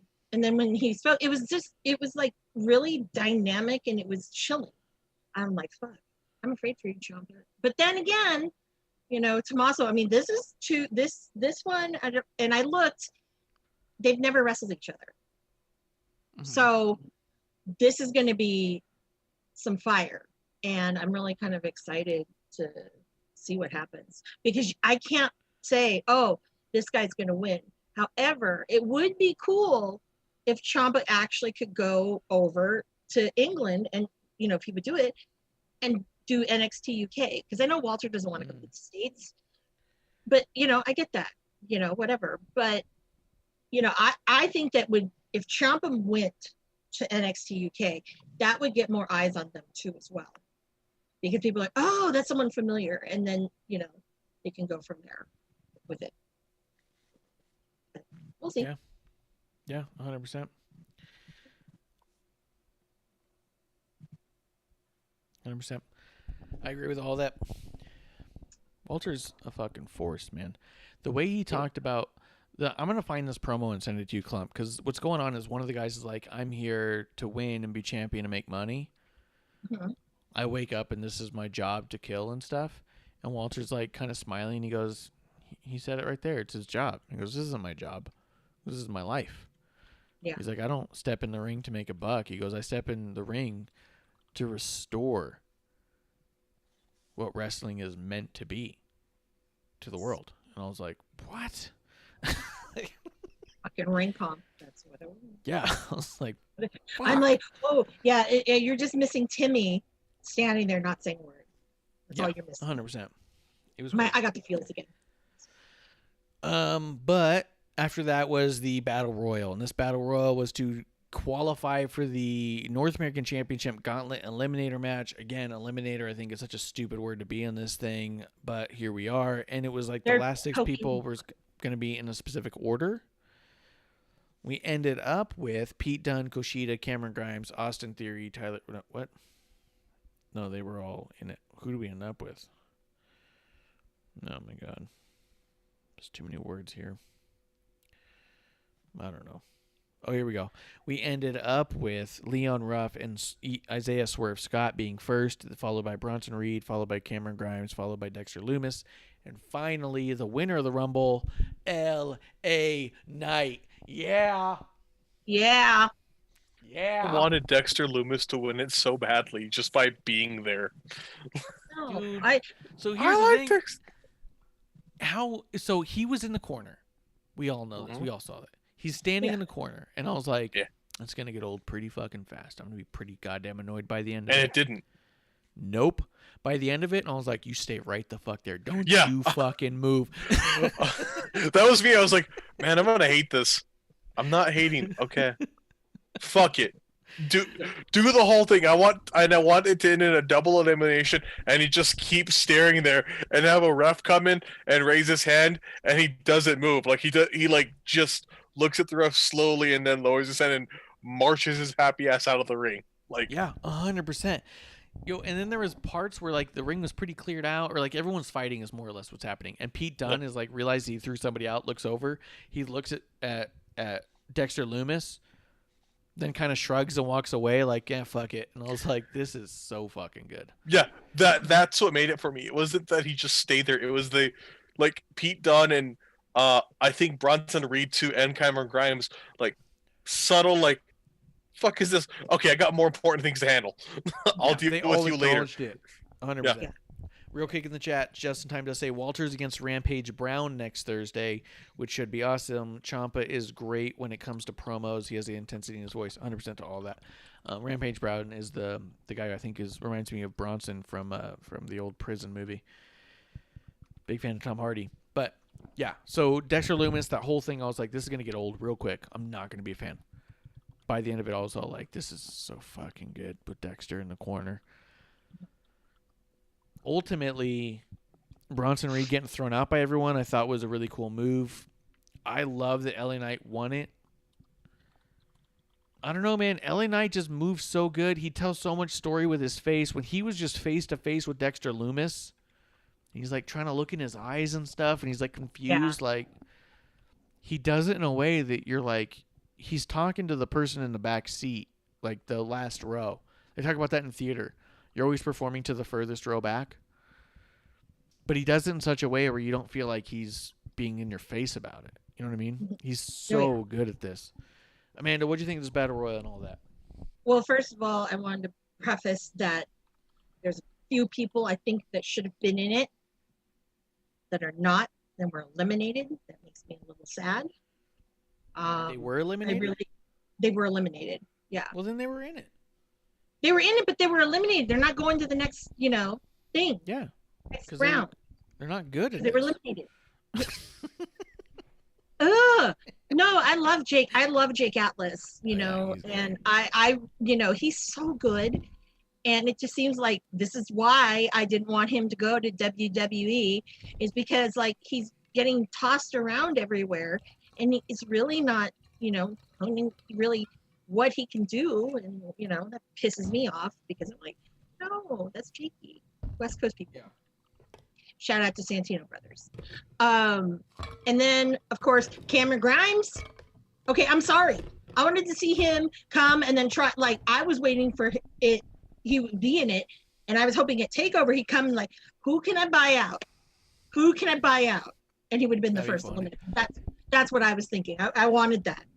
But I did no. love that he tried to buy off Eli Drake, or not Eli Yeah. Drake, I apologize. Yeah, LA that was Knight great. and Dexter Loomis. And I Mhm. like that LA Knight was looking at Dexter like, hey, man, that's a good amount of money. I think we should be listening to him. We got to, like, Yeah. It was incredible. Yeah. So It was really good. And I was like, oh, man, like, I don't want Dexter Loomis in this shit. No.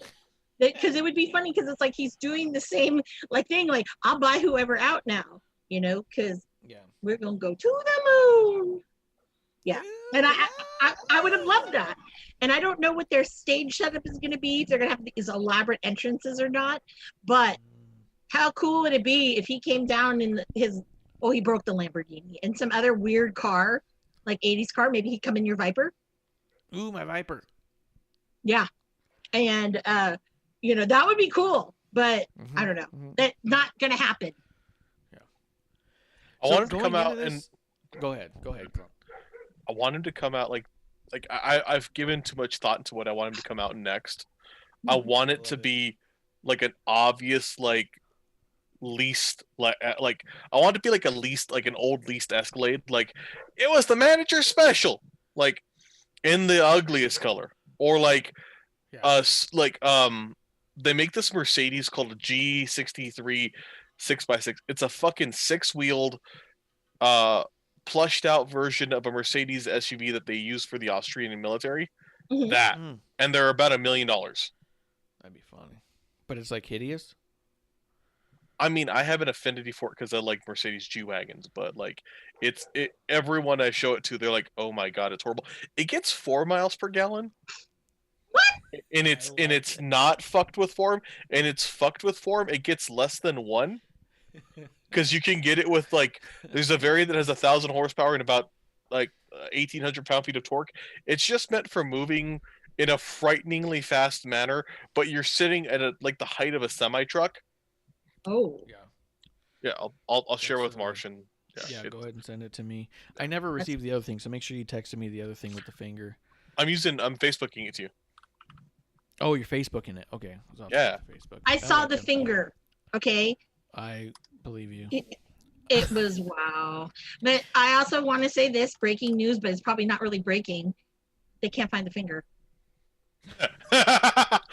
Some lucky fan. Yeah. Philadelphia Arena still couldn't find the finger as of 20 minutes ago or so. Oh. You're not into season 2 of Doom Patrol, are you, Marsh?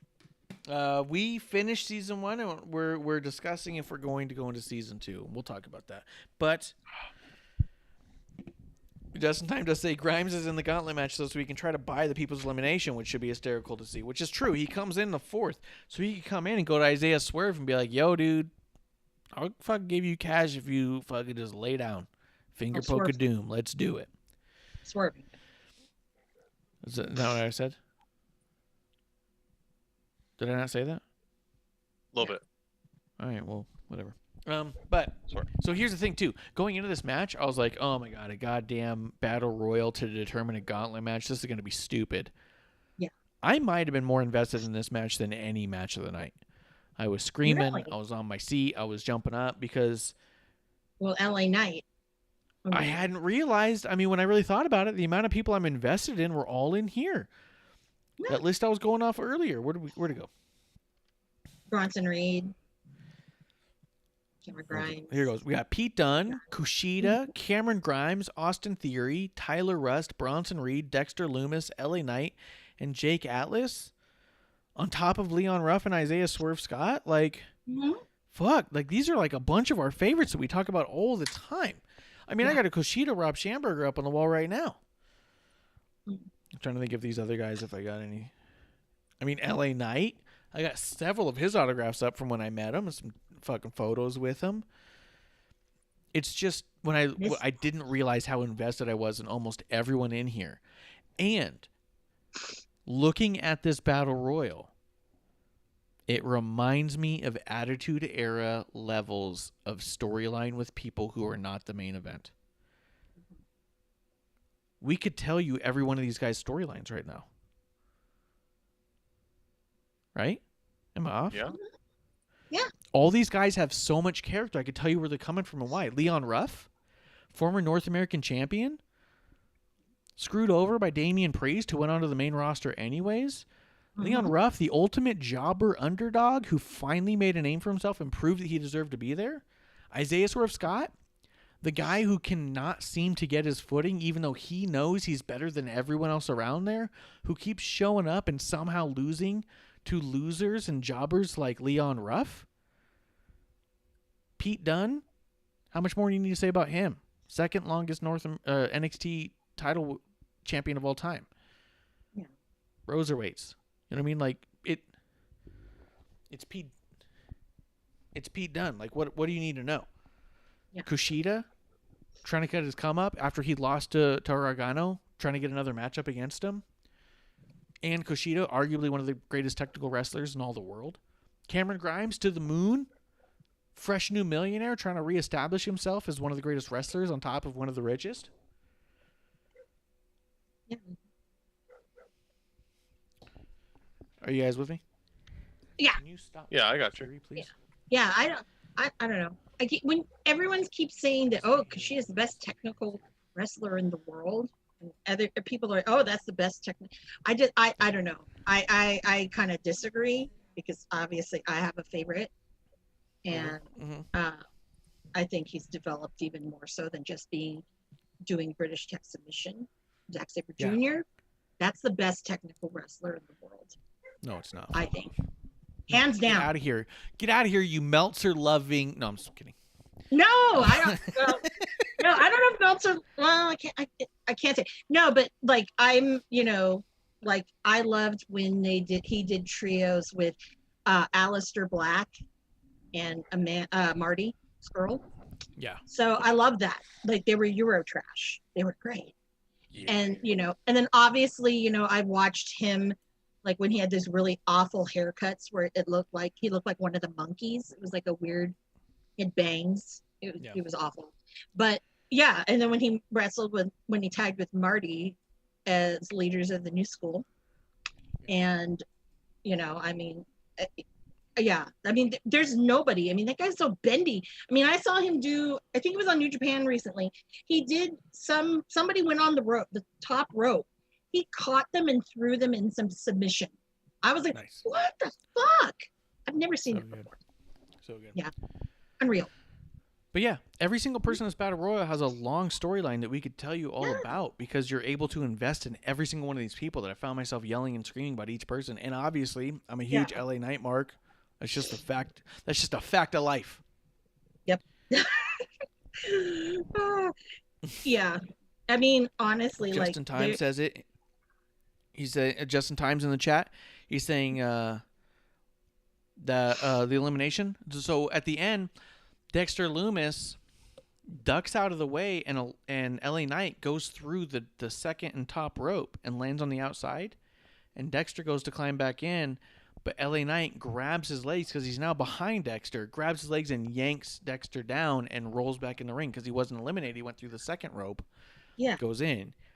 Justin Time called that brain of a champion. Yeah. Yeah. You see that brain right there? That brain? Shoes of a champion. Yeah. Yeah.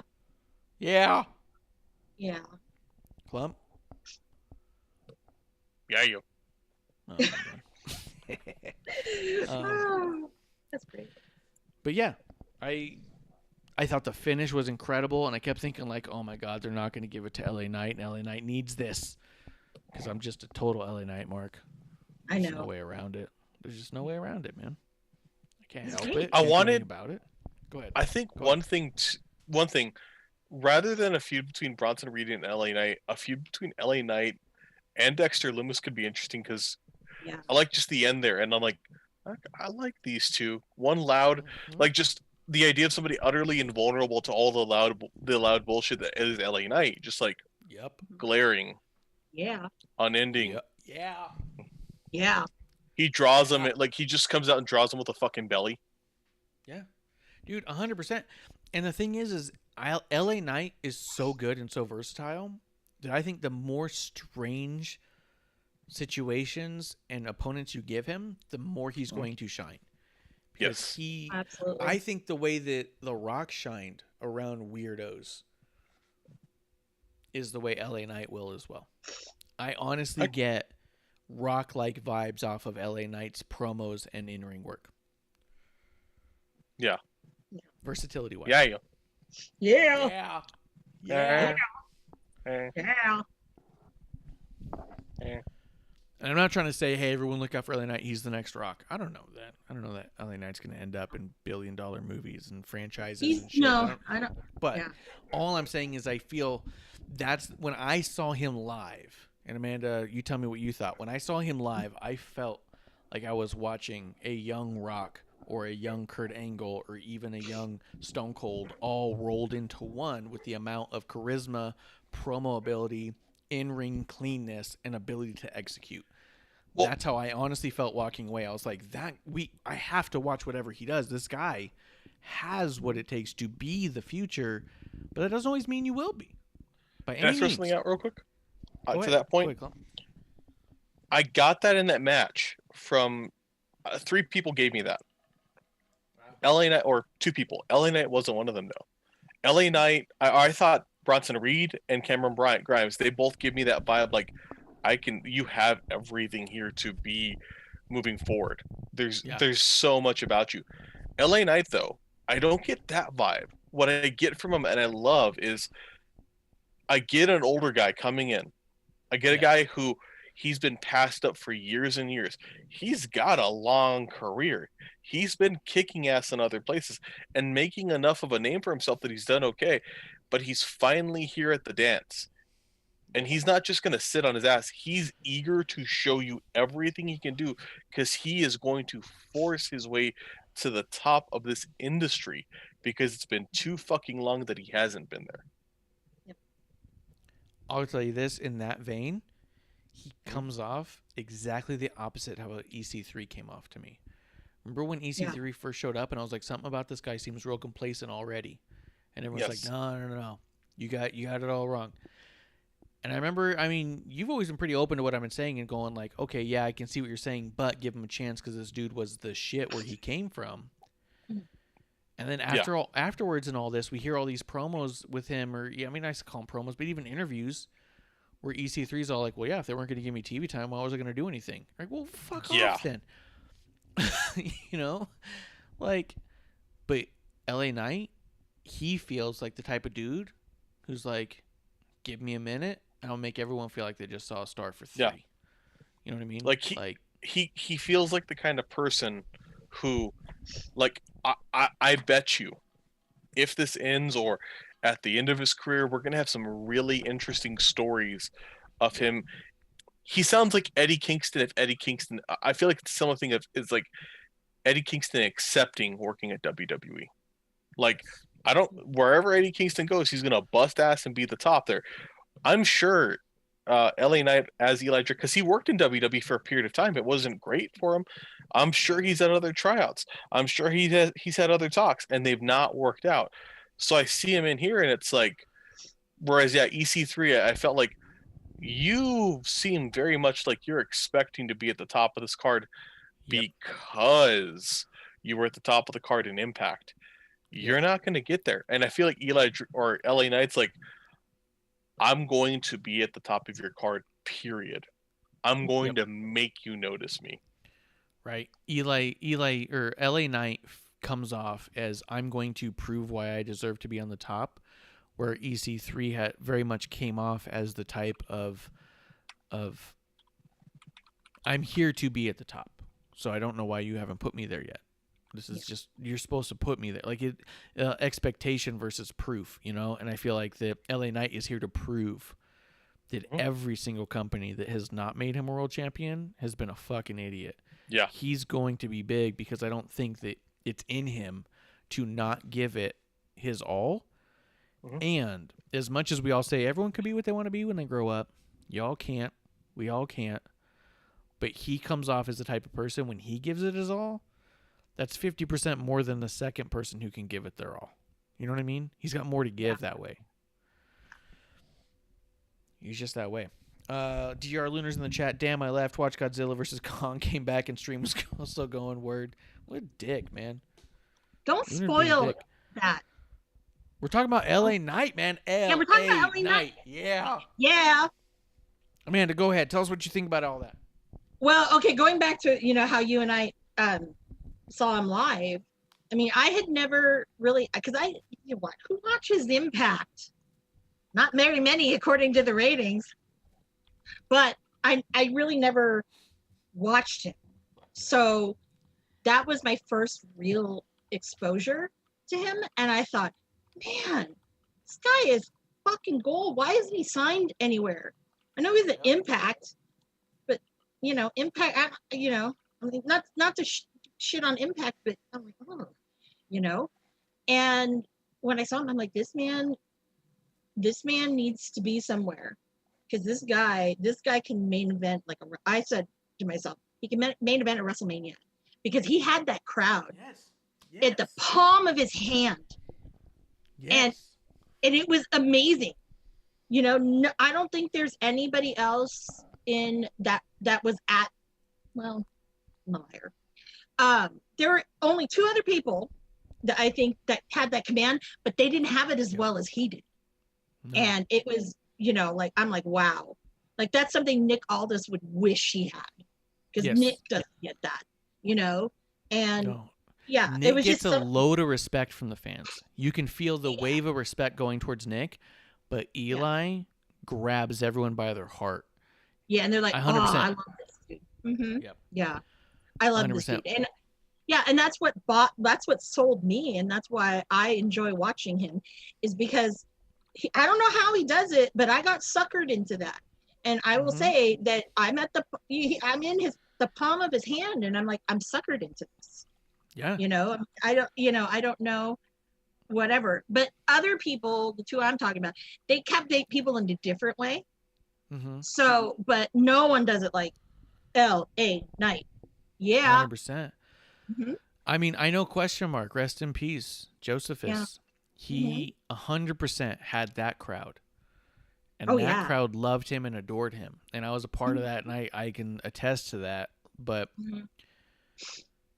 it wasn't the same as the way that Eli had people. You know what I mean? It was different. People loved him because he was people loved question mark because he was like a local hero almost. He's our guy. Yeah. He's one of our dudes. Yeah. But when Eli Dre walked in the room, when LA Knight comes in, people went, oh, fuck. Yeah. We got a star over here. Yeah. Honest to God, we were there for 3 days, and every day there was a little meet and greet afterwards. The one person I just wanted to meet more than anybody else was Eli Drake.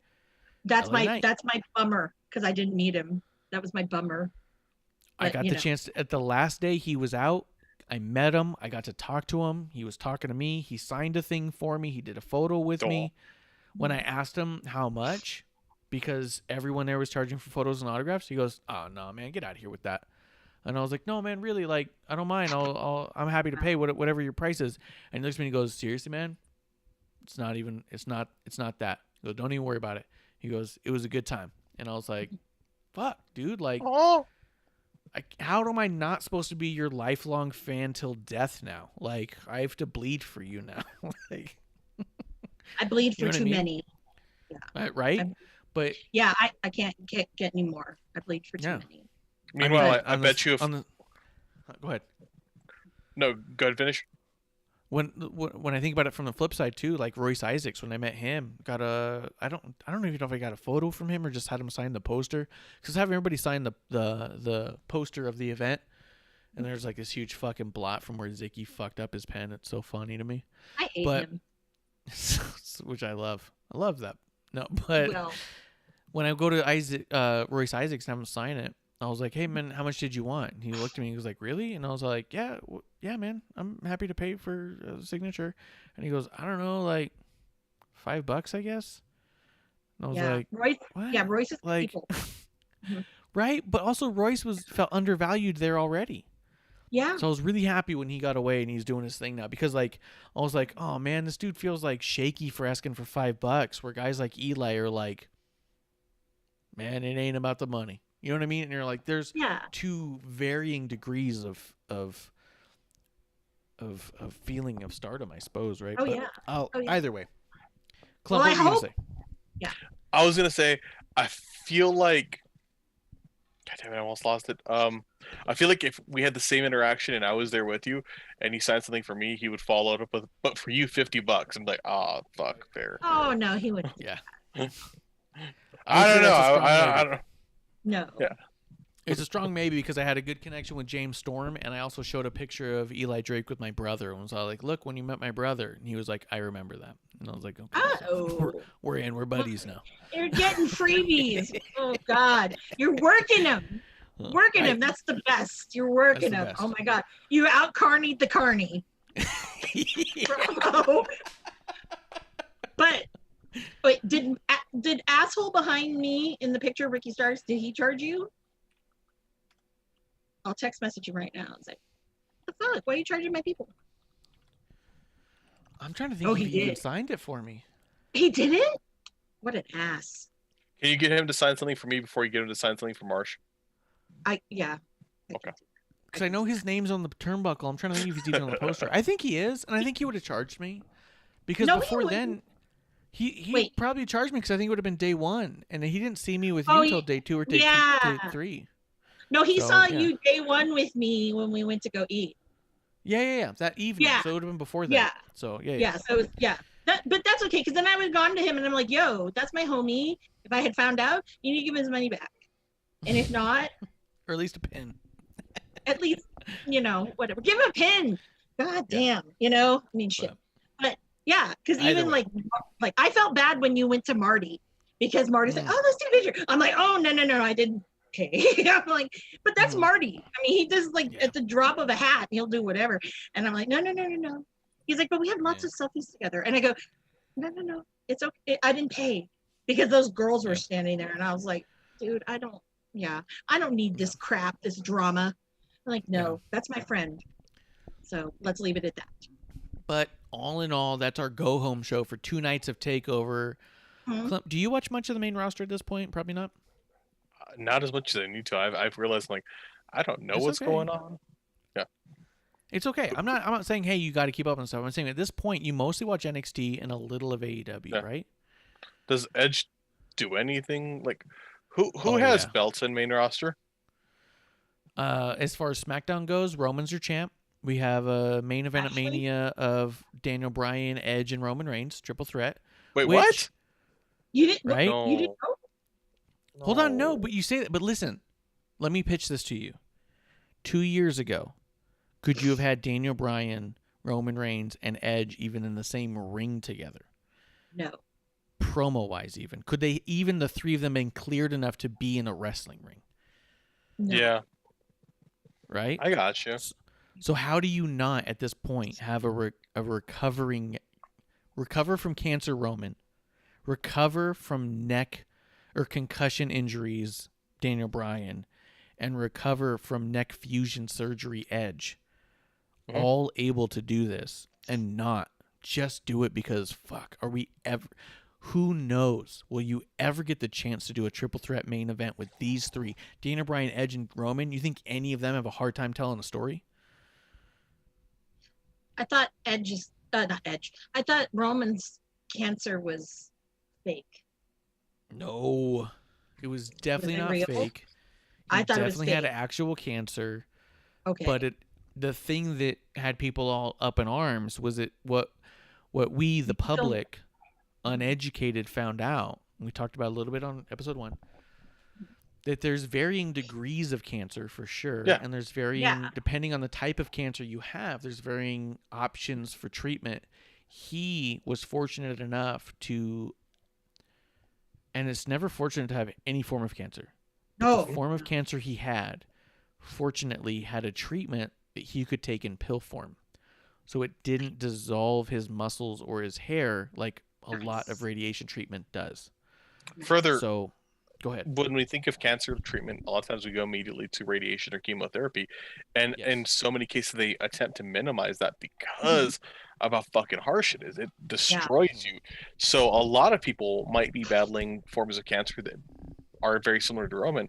And I think the other thing too, because this wasn't his first at bat with cancer. He had it before. What? Okay. Yeah, Yep. You right see? after right out of 11-year college. remission. Yeah, It was an right out of 11-year college. remission. But in a spot like that, once you have something like that occur, and I'm sure also as being a talent with that, and you just generally you're going to the doctor a lot, Mhm. it's gonna be something they're gonna spot fast. So he's in the best space for it. It's very it in some cases being in a role like this, it if there's ever a time to get cancer, it would be when you have a job where you have to be taken a look at medically all the time and you're aware of it, you know of it, so you're Yes. already asking like, hey, this happened before, let's keep an eye on that. And yeah, so if it happened, they caught it super early, whereas like you have some people, unfortunately I've had two people in the past year who've passed the same cancer in my family, and in both cases same type of cancer, caught super late, and theoretically a much more treatable cancer, but super late. Well, shit, Yeah. it's everywhere, you know. Yep. Yep. 100%. The amount of medical that's taken. I mean, we can even hit ground real quick on the rumors of Charlotte. There was Andrade did a Facebook Live interview where he exposed to the public that the reason that Charlotte was immediately removed from WrestleMania posters was not a COVID thing or even a political thing. It was that her test came back with, I believe it was HRC levels, which have to do with your hormones, were spiking to a pregnancy. level. Possible pregnancy. Possible pregnancy. They polled her and said that you were putting you on suspension for pregnancy. She then has since gotten a number of tests. She took a bunch of at-home tests. She went and got blood work, went and got an ultrasound, and they've definitively said that was not the case. That's not why her hormones were spiked. Whatever that was is irrelevant to me. I'm no doctor, but she was not pregnant. Yeah. That immediately followed by the COVID thing is why she's been off TV for a while. But as of right now, she's cleared to be out there. So like the idea that you're constantly under medical testing, like you said, is exactly why this stuff can get caught early. Like, imagine if she was pregnant. Yeah. How grateful would she be to find out early in the stages as opposed to later in the stages and find out she's been wrestling for I mean, obviously Paige is fine. There's nothing wrong with her, like, mentally or physically or anything, but her mom didn't know and wrestled pregnant for several months before she found out. Yeah. That's a dangerous thing. You know what I mean? Like, you don't want to do that. Yeah. Unfortunately, So, the cases, well, and with diseases that are, like cancer or other conditions, unfortunately, we find out more that of the bad cases where it goes hard is it's in people who are in the indies or they got out of the WWE or it's part of that lifestyle because in part, I mean, I could see 10 or 15 years ago, Roman in a much worse spot just because of different health protocols then versus now. But, or if he retired or something like that, because we see that a lot, or somebody on the indies wouldn't have that, and it could be it could be a much rougher conversation to have. Yep. Yeah. But I mean, all in all, what I'm asking is, Klump, at this point, you pretty much watch NXT because you love it. You watch AEW because some of AEW because you're just exceptionally curious about what your past favorites are up to at this point, and you really want to see a resurgence there. You watch it with hopeful eyes. But you don't really watch much of the main roster due to time constraints more than anything. Because when you used to watch it, you enjoyed it when you did, but time constraints are what they are. At this point, leading into a 2-night takeover, how do you feel about the build going into it and the matches we have leading up? I mean, I thought it was brilliant that they had a Kushida, Pete Dunne mutual exit from the Battle Royal, which led into a match immediately, which I think is such a good thing. Pete Dunne versus Kushida, yes. What do you think about this takeover coming up, Klump? I'm excited. I think this takeover is going to be a really interesting set of pay-per-view, and I think, it comes in on par with it fits a WrestleMania, so I'm excited. Yes. I think the build is fantastic as well. Like, oh hell yeah, you did this right. Yep. Amanda, what do you think? I have the same sentiments as Kushida and Pete Dunne because I was like, oh, they got eliminated. But I'm like, no, I hope they do something. And then, boom, there it was. I think that for what it is with 2 nights, I think that they did a fantastic job of putting the little elements together. Because they don't have full cards yet, do they? I feel like there's going to be a match or two squeezed in at the last second because I feel like the cards Yeah. are not as full as I think. Because night 1 I think has like 4 or 5 matches, and night 2's got like 2 Yeah. or 3. Yeah. Yeah. So I'm curious to see about like what gets added in. But I think it was a really good way to do it, especially for what you have already on the books now. Or Yes. that whole thing with, like, I don't know, Kushida and Pete Dunne were like, oh, okay. Or if that was something, a last minute thing, because I feel like that was something way out of left field. Yes, So. it felt left field. It felt last second, but it felt natural. Good. The way they got there. It felt natural and good.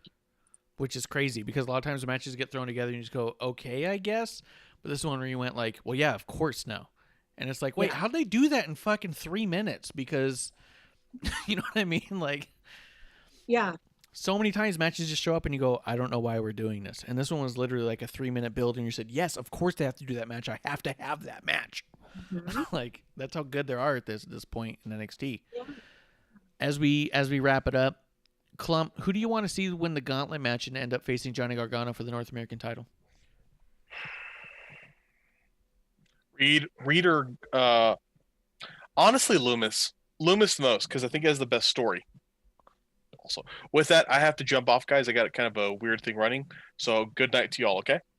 Absolutely. Thank you so much. I appreciate you coming through and staying a little bit late with us as we got prepped into Takeover. Klump, it's been good. Awesome. Amanda, you guys have a good night. You too. Amanda, who do you want to see go for the North American title after the gauntlet match? It's a hard one. Part of me wants Swerve to get it so he can feel like he's, not wasting away and is a loser. But then part of me is like, oh no, Bronson Reed needs it. And the other part to me is, I think, well, you know what? I'm going to go with those two. Yeah. Because I don't think, as much as we love LA Knight, that's not going to happen. Because you can't bring him in that strong. And if Bronson Reed does win it, then that's where you're really going to see that program. Right. Here's what I think. I think with LA Knight, you do show him that strong because you can have Bronson Reed overcome a champion LA Knight. So LA Knight can move on to the main roster because there's no way that guy's staying in NXT for a very long time. There's no reason for him to be there. No. But an LA Knight would be an impressive victory for Bronson Reed, even though he's got one already. For Bronson Reed to get a win over LA Knight for the North American title, even if it's a short reign, I think that LA Knight should hold it for 3, maybe 4 months tops.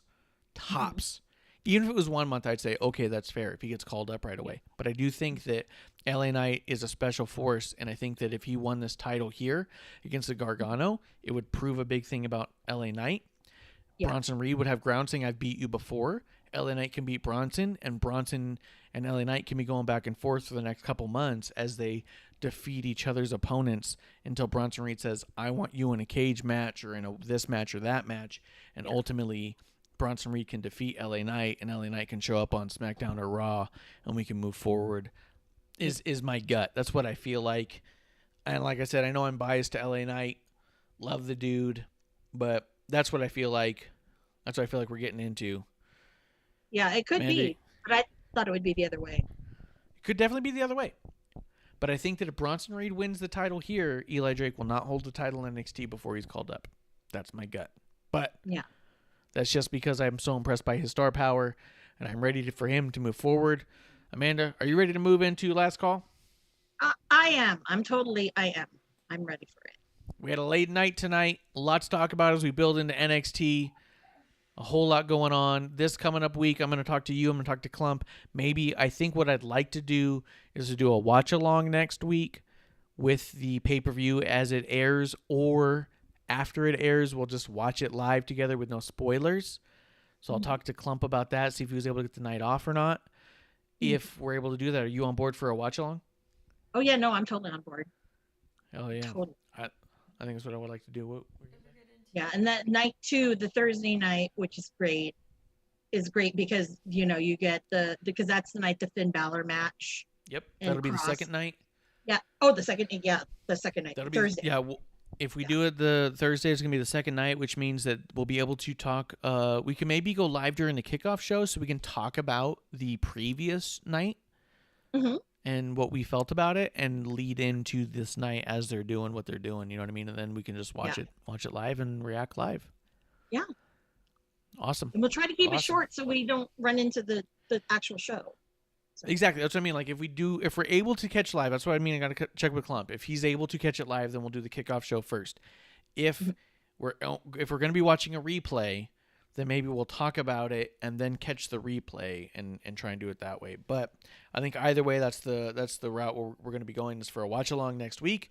Check out the second night of Takeover. Amanda, thank you for coming through. I appreciate everyone who's coming through and having a drink with us. Appreciate Klump. Thank you, Amanda. Tell people where they can find you. You can find me at Ms. Amanda Jane on Instagram and on Twitter. That's Jane with a Y. British. British We spelling. Are at WOTR the show on Twitter. I am at Ref Marsh, and that is last call. Cheers. Hey, producer lady here. Thanks for tuning in. Continue to support us or buy us a drink by following and putting the I in subscribe on Twitch. Or subscribe and review our podcast on Apple Podcasts or wherever you listen to us. Cheers! I would never have a drink with wrestling on the rocks.